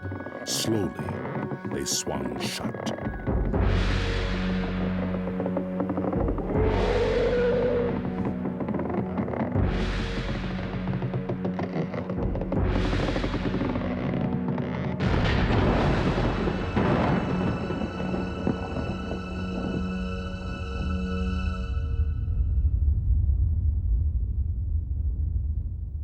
And then the windows of the heavens opened, and the rains began to fall.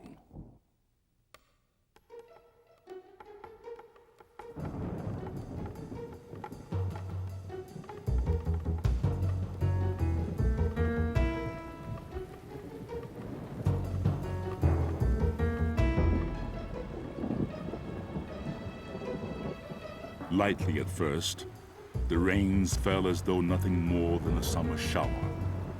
The rains increased, creating puddles that grew into ponds. The ponds grew into lakes, and the lakes overflowed into streams. The streams swelled into rivers, and the rivers grew into raging torrents that flowed over the earth until they formed a vast flood that swept away everything in its path. Now the full force of the flood pounded the earth, uprooting trees and destroying everything in its fury. The floodwaters rose and lifted the huge ark off the land until it floated on a sea of destruction. The rising tide continued without stop. This was the flood that the Lord had ordained, which would destroy all life on earth. All that was inside the ark was safe, but everything on land with the breath of life perished. The floodwaters rose higher still, until even the highest mountains were covered.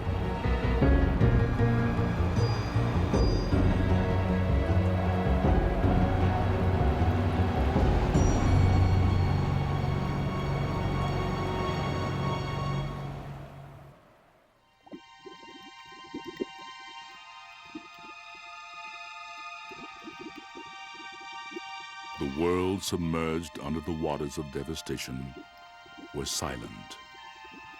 Gone were the evil ways that had brought on the flood.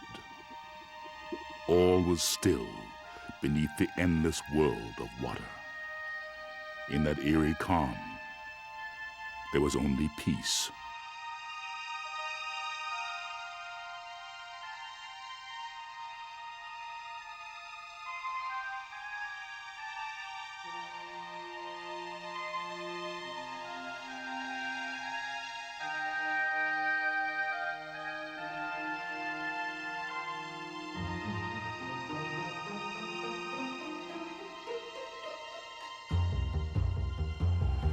But high above the earth, the rains continued. It rained for 40 days and 40 nights. The animals huddled in their berths and were frightened.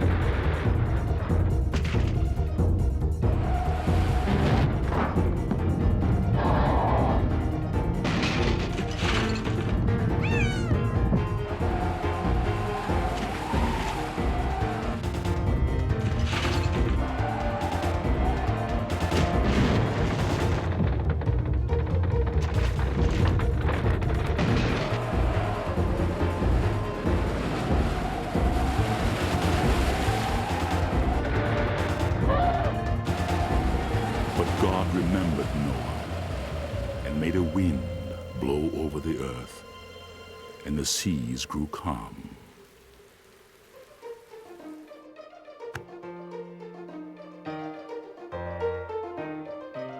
Noah and his family tended to each of the animals in the ark, giving each one food according to its kind.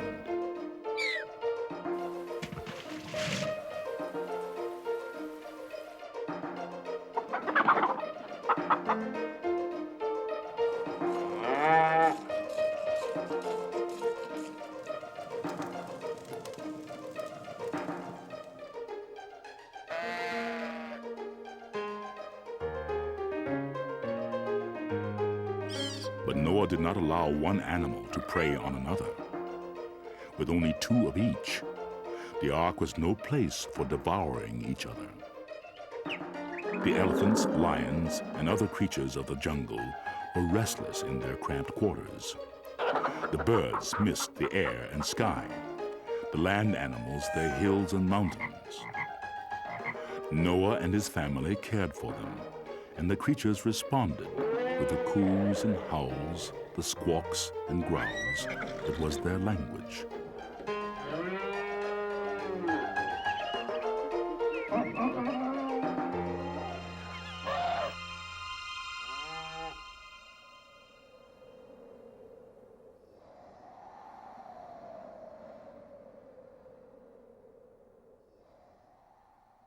At last, the sun broke through the clouds and blessed the quietly drifting ark with its warmth, and life renewed itself on board the ark.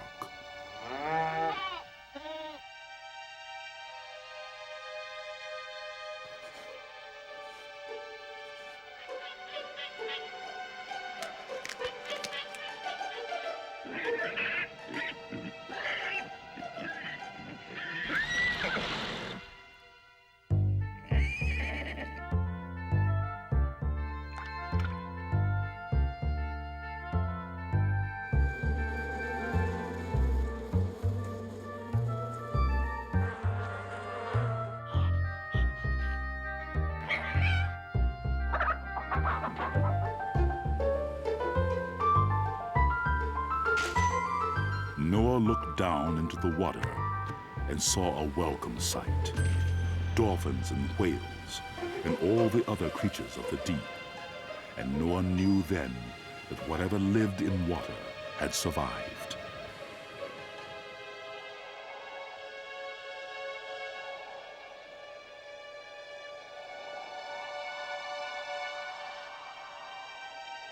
Days turned into weeks, and weeks into months, and still the waters prevailed over the earth. At night, the only sounds were the endless waters lapping at the sides of the ark, the creaking of her decks and timbers, and the cries of the animals that come to life after dark.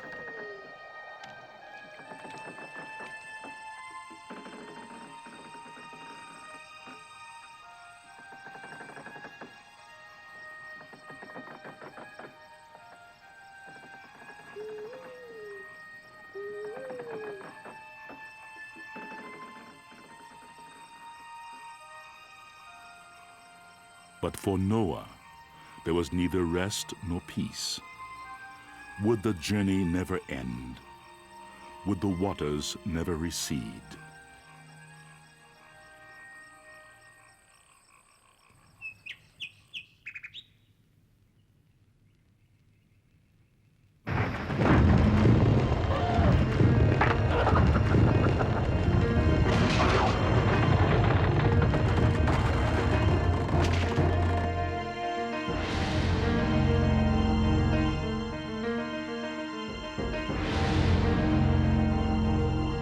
In the 7th month, the ark came to rest on the top of Mount Ararat. Noah looked out. The ark was surrounded by water still, but now, all around, the tops of mountains could be seen. So Noah opened the window of the ark and sent forth a raven.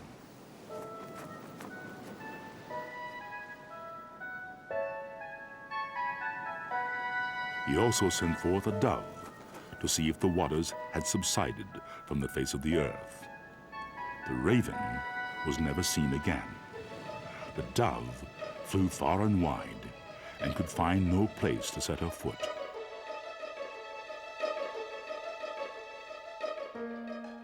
So she returned to the ark. She bore no signs of new growth on the land. So Noah returned her to her perch.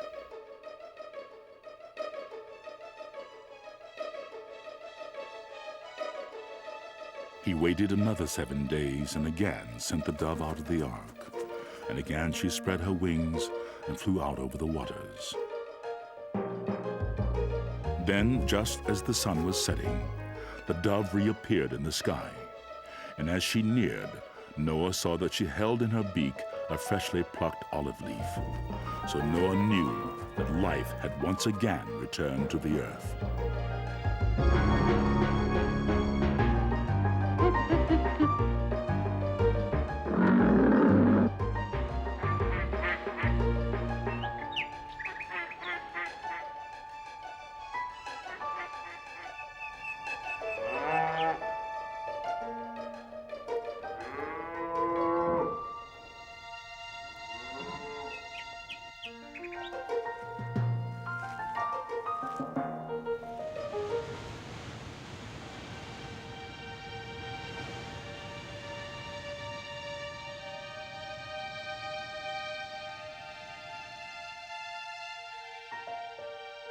With time, a new world emerged from beneath the waters. From the deck of the ark, Noah could see mountains and hills and solid ground on which to set foot, and he knew that the time had come to leave the ark.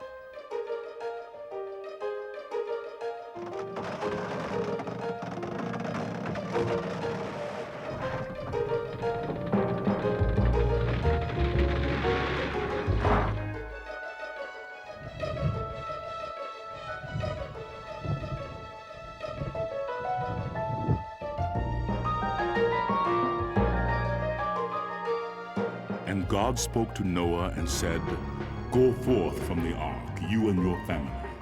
Set free every living thing that is with you, birds and animals and every creeping thing, that they may breed abundantly and multiply upon the earth."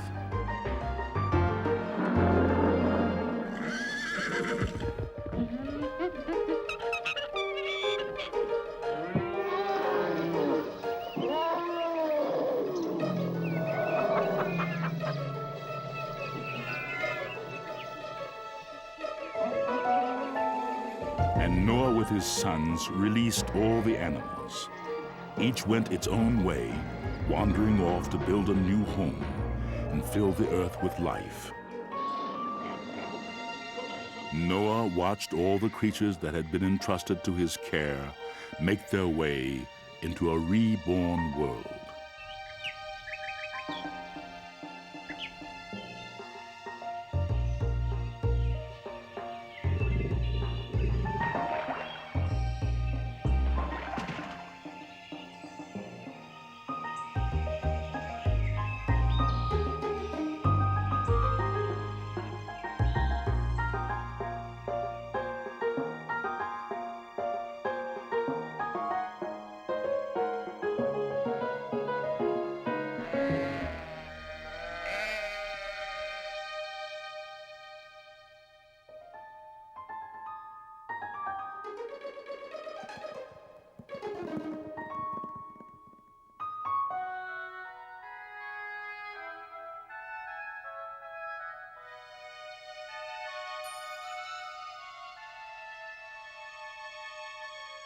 And Noah and his family left the great and mighty ark that had served them and the animals so well during the weeks and months of the flood.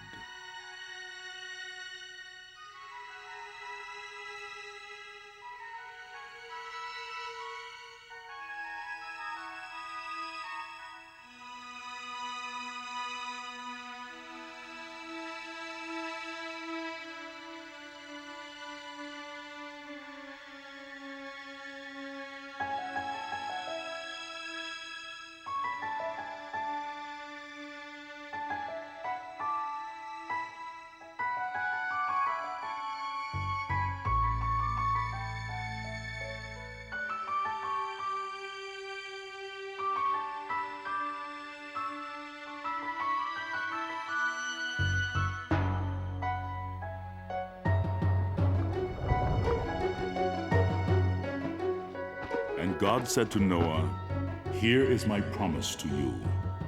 Never again will I curse the earth because of man. Neither will I ever again destroy every living creature as I have done.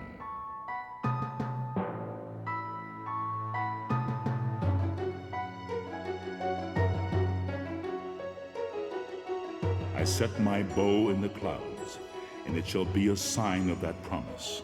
Whenever I bring clouds over the earth, and the bow is seen in the clouds, I will remember my promise to you and all creatures. From this time forward, seed time and harvest, summer and winter, day and night shall not cease."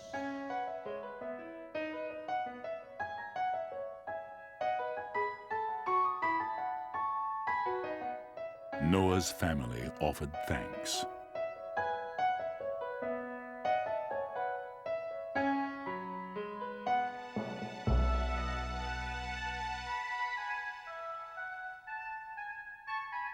And Noah planted a vineyard.